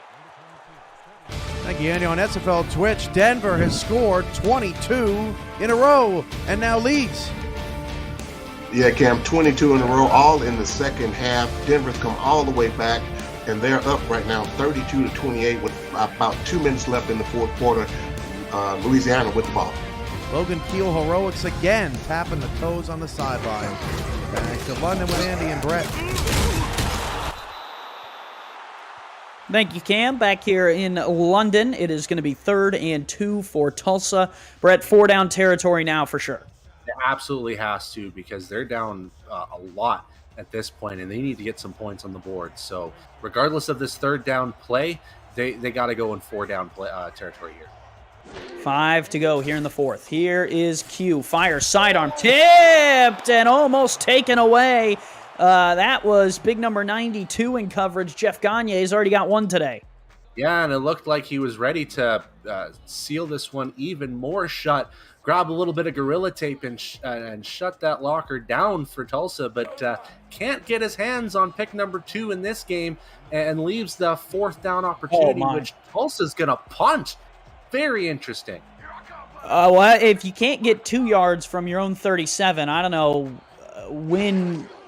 Yeah, it's a 28-point game, a 4-score game, and there's 5 minutes to go. That one fair caught by Weary right there at the 31 of London. And Brett, if everything holds pat and short of something absurd, London will get their first win in franchise history over Tulsa. Yeah, and it'll be a huge win here. But if I know anything about London, they're one of the top graduates of the No Mercy school of keeping it going. So don't be surprised if they keep marching down the field and maybe getting some points out of this drive. Well, your best player is your running back, and when you're up a lot, you're going to give it to Robert Merrill. And Merrill, another 1st down carry there, rips off 10. Yeah, and it's going to be carry number 20 here for Robert Merrill as he continues moving forward, getting closer to 150 rushing yards, getting close to 200 all-purpose yards. He has been a completely different man than what we've seen last season. We'll keep saying it, because when we look back at just last season, he only had just under 700 yards, and he's getting close to 500-yard territory just through the first 2 games. A lineup in a very similar formation. 4.5 minutes to go. Tulsa shifts their 4-3 to this near side. Now shifting some guys back. And the give, Merrill, left side, good blocking. Merrill cuts it up the middle, and he picks up 7. It's a great blocking done. Seeing that the line was moving on Tulsa's side, did a great job of getting all of the defenders basically locked and loaded against any kind of blocker. Benji Matson, I saw the tight end there, doing a great job blocking on the same side that Merrill was running to. 4-3 look again out of Tulsa's defense here. Pickler wisely taking all the time off of the clock that he can. Will set up for 2nd and 3 from the 48. Give. Merrill, runs into Gibson, won't get a yard. Yeah, Miles Gibson has been definitely getting his tackle count up throughout this second half here. We've said his name a lot, especially as he gets another one chalked up on his list there. That should be tackle number 6, if I'm not mistaken. And one more play for Tulsa to stop him, get this punt back, and hopefully they can get in good territory out of this.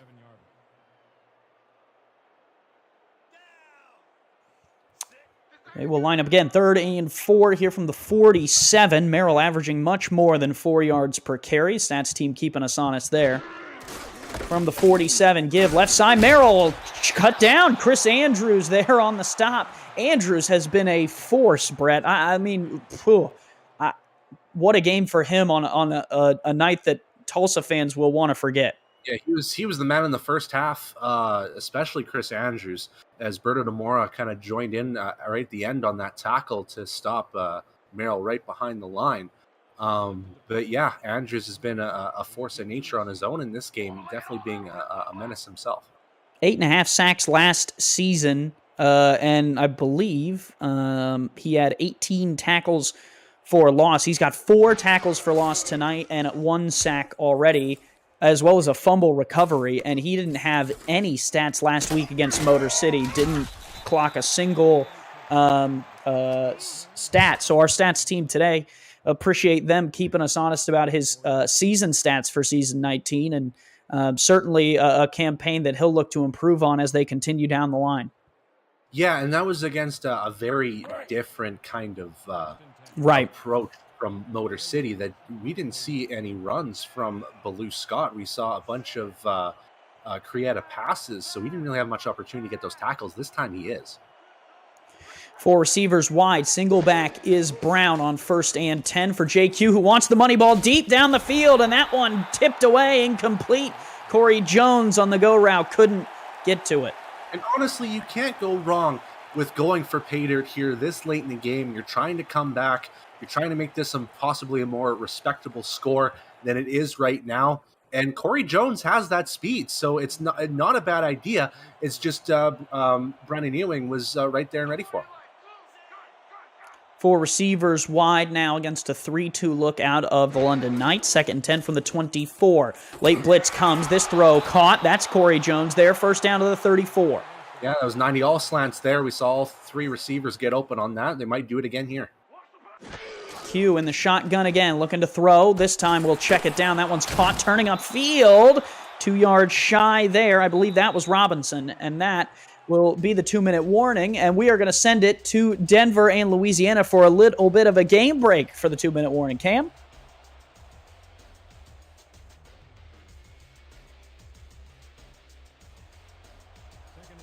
All right, we'll stay right up. Sorry, Andy. We were getting our bearings about us. Watch this play. Louisiana is actively driving right now. Louisiana right here, late in the 4th quarter, Larry DaVinci with a catch, and he's pulled down before he can get into the end zone, but it's all for naught, Cam. An interception by Robert Faulkner just ended the drive and ends the game for Louisiana, and a great comeback from Denver. Denver holds on. What a comeback. Andy, the floor is yours once again. Thanks, Cam. Man, nothing like the SFL, Brett. Always keeps you on your toes, whether you're talking about on the field with Louisiana trying to get back into it, or when you broadcast. Sometimes things pop up out at you. Speaking of keeping you on your toes, Tulsa trying to drive down the field, keep London on their toes for the rest of this game. Q going to take the deep shot. Caught Gabriel Manning. That's 6 for the Desperados. Huge play. A little bit late in this one, but it will count for the same amount of points as it would have earlier. Yeah, and it was only a matter of time before the highest paid wide receiver in the SFL gets himself a touchdown here. Gabriel Manning, I would say the face of this wide receiving corps here in Tulsa. He's got the speed, he's got the athleticism, he's going to get his eventually. And this time, he gets himself free of his man and just waltzes himself to the end zone. And Tulsa gets on the board to make this a more respectable score right now. 45-23, and they will send on the field goal unit to try and add the extra point to cut it down to 21 points. A minute 39, it would be a really wild comeback. But, I mean, hey, look, anything is possible if you believe, Brett. Yeah, and that's all Tulsa really needs to do here. They need to believe that they're going to get 3 onside kicks and 3 more touchdowns. It's definitely not impossible, but you know, we've seen something interesting. We've seen a 22-point comeback from Denver alone, so this could be a surprise to us as well. Brooke Beisel will have the boot. This one is into the hands of London, and they will hold on to that one, and that will make it even more harder for Tulsa. I was going to say, the boot of Brooke Beisel will have to be pivotal to Tulsa's comeback, and the first kick for the onside did not go their way. Now the biggest question here is if London's going to stick with Johnny Pickler? Are they going to send the backup unit, which they do? It looks like quarterback Brady Maynard is coming in for some reps. Maynard will line it up. And he will give it off to that left-hand side. Wide open running room there. This is Slade and McRunsfast, and he's down to the 13. First off, what a name. This season has become the season of names. We've got, one from Motor City I can think of right now, but this ain't Motor City. This is Slade McRunsfast. Unbelievable. Just a great blocking from the offensive line. And secondly, Blade McRunsfast is playing to his name right now and running damn fast. Well, I was going to say they're going to have to change that to Slade Mix doesn't run fast enough, because he could have had pay dirt there if he was a little bit speedier. So, Slade, your parents may need to head down to the law offices, or I don't know how you change your name in London, but McRunsfast here off to the left-hand side again. He doesn't McRuns with power. He'll be down to the 4. It doesn't look like he has any McRuns with strength, but here we are as he continues getting great blocking, and he continues getting these big gains. We don't see these from second string running backs all too often, so this is a sight to see right now on the London running back core right now. They also have the backup offensive line in there as well, I will say that. Here's McRunsfast, left side, and he is McRunning backwards. That time, it'll be 3rd and 2. Yeah, Mick stuffed behind the line is Slade this time, and it looks like he's going to get a healthy dose. Maybe looking to, pad a couple extra seconds into his season 19 highlights reel that he might show at the end of the season. But this time, to no avail, he's going to lose a yard. 3rd and 2 from Tulsa's 6-yard line. McRunsfast is in the backfield. Maynard there under center. He will give it to McRunsfast, and he can't McRuns spin. He will be brought down in the backfield again. Yeah, I don't know if they sell the mixed spin cycle over in London here, and Slade wasn't quite ready, and it's going to force a 4th down, and JT Delaney will definitely stop us from these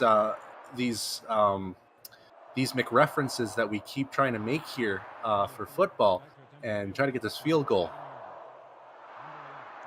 This is what they call a McChip shot, and Maynard will be out to hold it again after his snaps here. So time running down. Maynard will watch the play clock, take the snap. This one is up and good for 3 more points.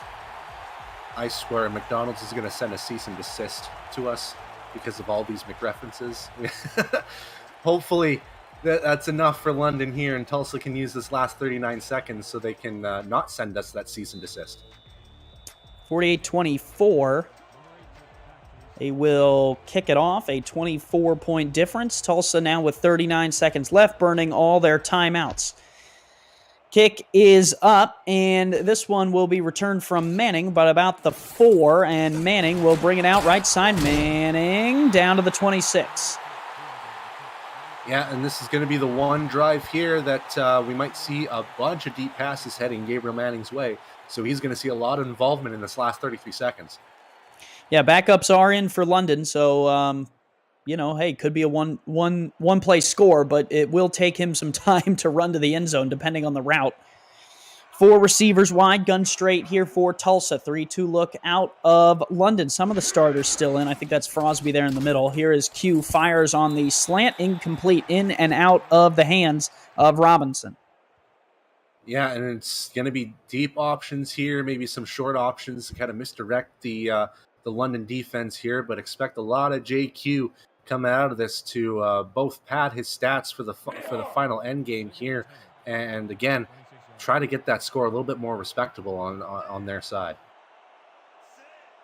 1 tackle inbounds will end the game, so we'll see here what Tulsa might have in their bag. Here is the throw outside. Manning the catch, falls down inbounds, and Tulsa might get one more play off, but that essentially will mean that the clock will continue running. 3rd and 5 here from the 31. Q looking to throw again. Floats it, and that is tipped and incomplete.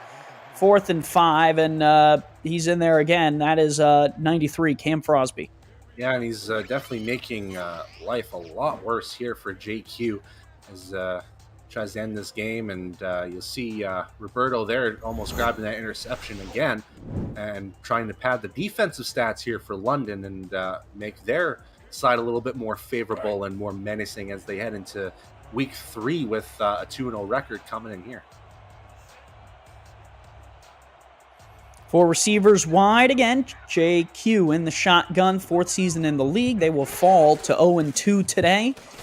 Q, pressure coming. He's going to float one deep down the middle. That is collected down to the 45. Nice catch there by DJ Hume. But that will take it to the end of the game. London gets the victory at home. Their first win over the Tulsa Desperados. They move to 2-0 this season. Tulsa falls 2-0-2. Brett, it was back and forth for a little bit there, but London pulled away. Yeah, and it was basically that second segment of the second quarter that really broke things open here for London as Robert Merrill got very involved. 3 first-half touchdowns. He ends up with about 188 yards all-purpose altogether. The big key here was the defense for London as they kept stifling Douglas Brown, limiting him to just 45 yards. Another game, sub 50 yards for Douglas Brown. Not a great start to his season so far. And the big keys here is that secondary unit led by Brandon Ewing this week. 2 interceptions, got a sack, he's got 2 tackles, and he's got a tackle for loss. And like you said earlier in this game, Andy, I don't think that they might go his way, but at least for you and I, he's got to be the player of the game. Indeed. Benji Matson also had a good game. Cam Frosby on London's side had a good game. Chris Andrews for Tulsa had a really solid game. And for the Desperados, just wasn't enough come the end of it. Week 2 SFL action, Brett, by no way decides how an entire season will go. There's still 10 weeks to go for both of these teams, not including some buys in there as well. So both teams will have their opportunity to right the ship. But for London, 2-0's got to feel good. Yeah, and gets them going here, leading the division. They'll be the only team after this week heading into 2-0. And definitely gives them a little bit of momentum heading into the next weeks here. We've seen this out of London as well, too. They've been very successful, especially on the straight going. Sometimes we see them in second half of season performances where they'll ring off 6 straight wins, and they just continue their winning ways here. Just a very complete game from both offense and defense. And there's the catch late in the game by Hume, one-hander that looked really good. But for the rest of us here, Dwayne Schindler and Justin Prasad did a really good job in the stats truck for us. And for Brett Solberg, I'm Andy Hamilton, your player of the game today. Robert Merrill, 25 attempts, 136 yards, 48 more on the ground, or through the air, I should say, and 3 touchdowns. For Cameron Irvine producing the game behind the scenes, this has been Week 2 SFL action on Next Level Sports. Don't go anywhere. The SFL on Next Level will be here all season. We want to thank you guys for tuning in tonight. Congratulations, London, and best of luck to Tulsa the rest of the season. We'll see you guys later. Ready.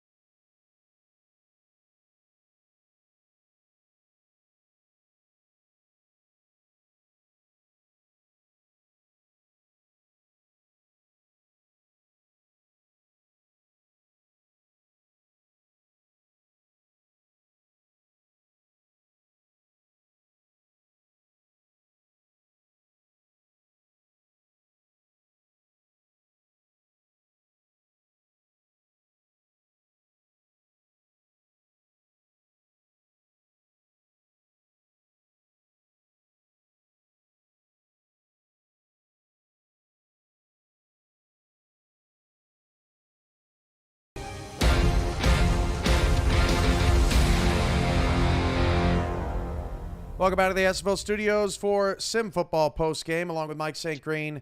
I'm Cameron Irvine. London, who led by 11 points at the half, ends up blowing out Tulsa 48-24. Their first win ever over Tulsa, Mike, and London is off to a 2-0 start. They control and command the North Division. Yeah, London couldn't ask for a better start to the season, Cam. Slight changes with the coaching over there, like I said earlier in the broadcast, that Chad Rowland had left, but these guys haven't missed a beat. Great personnel over there. These guys have a complete roster, and it pretty much showed today. These guys just flex their muscle and say, we're better than you, and pretty much it showed. Yeah, I think Tulsa's really missing King Rashid, Daniel Wright, some players out of that secondary that they lost in free agency. Daniel Wright went to Minnesota, and King Rashid went to Motor City. And when you lose pieces like that, Mike, it's difficult. Johnny Pickler played a very nice game. That one pass, Andy even said it on the call, the one interception that he did have, it was a one-on-one jump ball, and he would have thrown it even. And I kind of agree. I mean, it just was a great play by a great player down the sideline. You take that away, the blowout was even worse. London looked really good today, and I think Tulsa's caught in just a little bit of a minor rebuild. They still have plenty of talent, but they've got to figure out the back end of that defense. Yeah, small rebuild, Cam, for sure, but they have a couple of expansion teams back-to-back coming up in week 3 and 4. Maybe they can get back on track with that, and actually 3 of the next 4 are going to be against expansion teams, but, nothing against the expansion teams, but, these guys are still trying to figure things out and how they can do things. Maybe Tulsa can get back on track with those guys, but as you mentioned, Johnny Pickler, man, I have to go ahead and give this guy his props. He's coming into this game. I can't remember the last time I had to go to the second page of the stat sheet and find Johnny Pickler's name, but he was extremely efficient last week. 20 out of 29, 240 yards, I believe it was. But then now you look at the stat line today. I don't know his completion rate, but 347 yards, a couple of touchdowns. Johnny Pickler was back to being Johnny Pickler, and it was just a complete whitewash of the Tulsa Desperados by the London Knights today. Now, we were watching Louisiana and Denver, keeping an eye on it as SFL action around the league rolls on here on this Saturday. And these games were back and forth. I mean, but at one point, both of these games were 28-10, 28-17. But then London pulled away, and Louisiana fell silent. 2 late interceptions by Tommy Utah after he had a really bad week 1 against Florida. And the Denver Nightwings, another youthful secondary, they pull the upset and they pull the comeback, an 18-point second-half comeback by Denver. They give up 28 points in the first half, all 4 touchdowns by Randy Squarebush. They give up goose egg in the second. And now, Mike, your semifinalists, Louisiana Revolution, have fallen to 0-2 to start the season.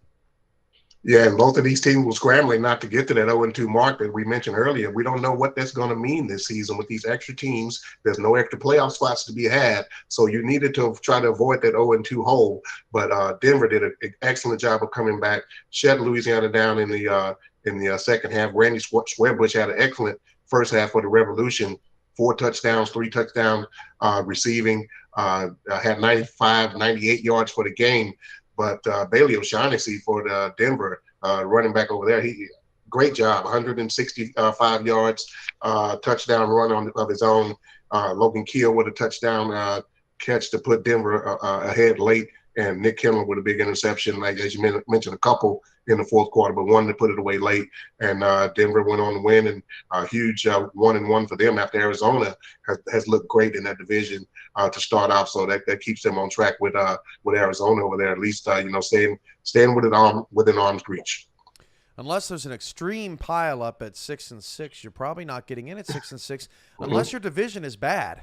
Right? We could see a team win a division at 6-6, sneak their way in there. I don't think that's happened though, Mike, right? I think every division winner we've had so far has been above 500. Yes. So, so going 0-2 means a whole lot more this year than in previous seasons. So that is our early block here in the SFL. One last look at our later blocks this evening, coming up in about 15 minutes on SFL Twitch. Minnesota takes on Sioux Falls. Atlanta and Jacksonville gets going in about half an hour. And then in the nightcap, Lone Star Glory host Las Vegas. That should be a good one. Those two teams won Thrillers last week. And then the Seattle Nemesis open up their new home with their new fans against the DC Dragons. The Dragons and the Nemesis. What a great matchup. Yeah, great matchup over there. The Nemesis played their first game last weekend. They, struggled in their first ever game. We'll see what they can do, coming back home for the home opener in franchise history. So we'll see if Seattle can, answer the bell over there. But those first couple games you mentioned, Minnesota and Sioux Falls, Atlanta and Jacksonville, those are huge divisional matchups early in the season. And it's going to tell, who's going to get upper hand in these in both of these divisions. For Mike St. Green, I'm Cameron Irvine, and this has been a presentation of the Simulation Football League presented by APM Music. Once again, your final score, London 48, Tulsa 24. We'll see you tomorrow night, 8:45 p.m. Eastern Time, for the Baltimore Vultures and the Los Angeles Lycans. We'll see if LA can pull the big upset and get an early look at the defending champs. This has been the SFL on Next Level Sports. We'll see you tomorrow evening. Have a great rest of your Saturday, everybody.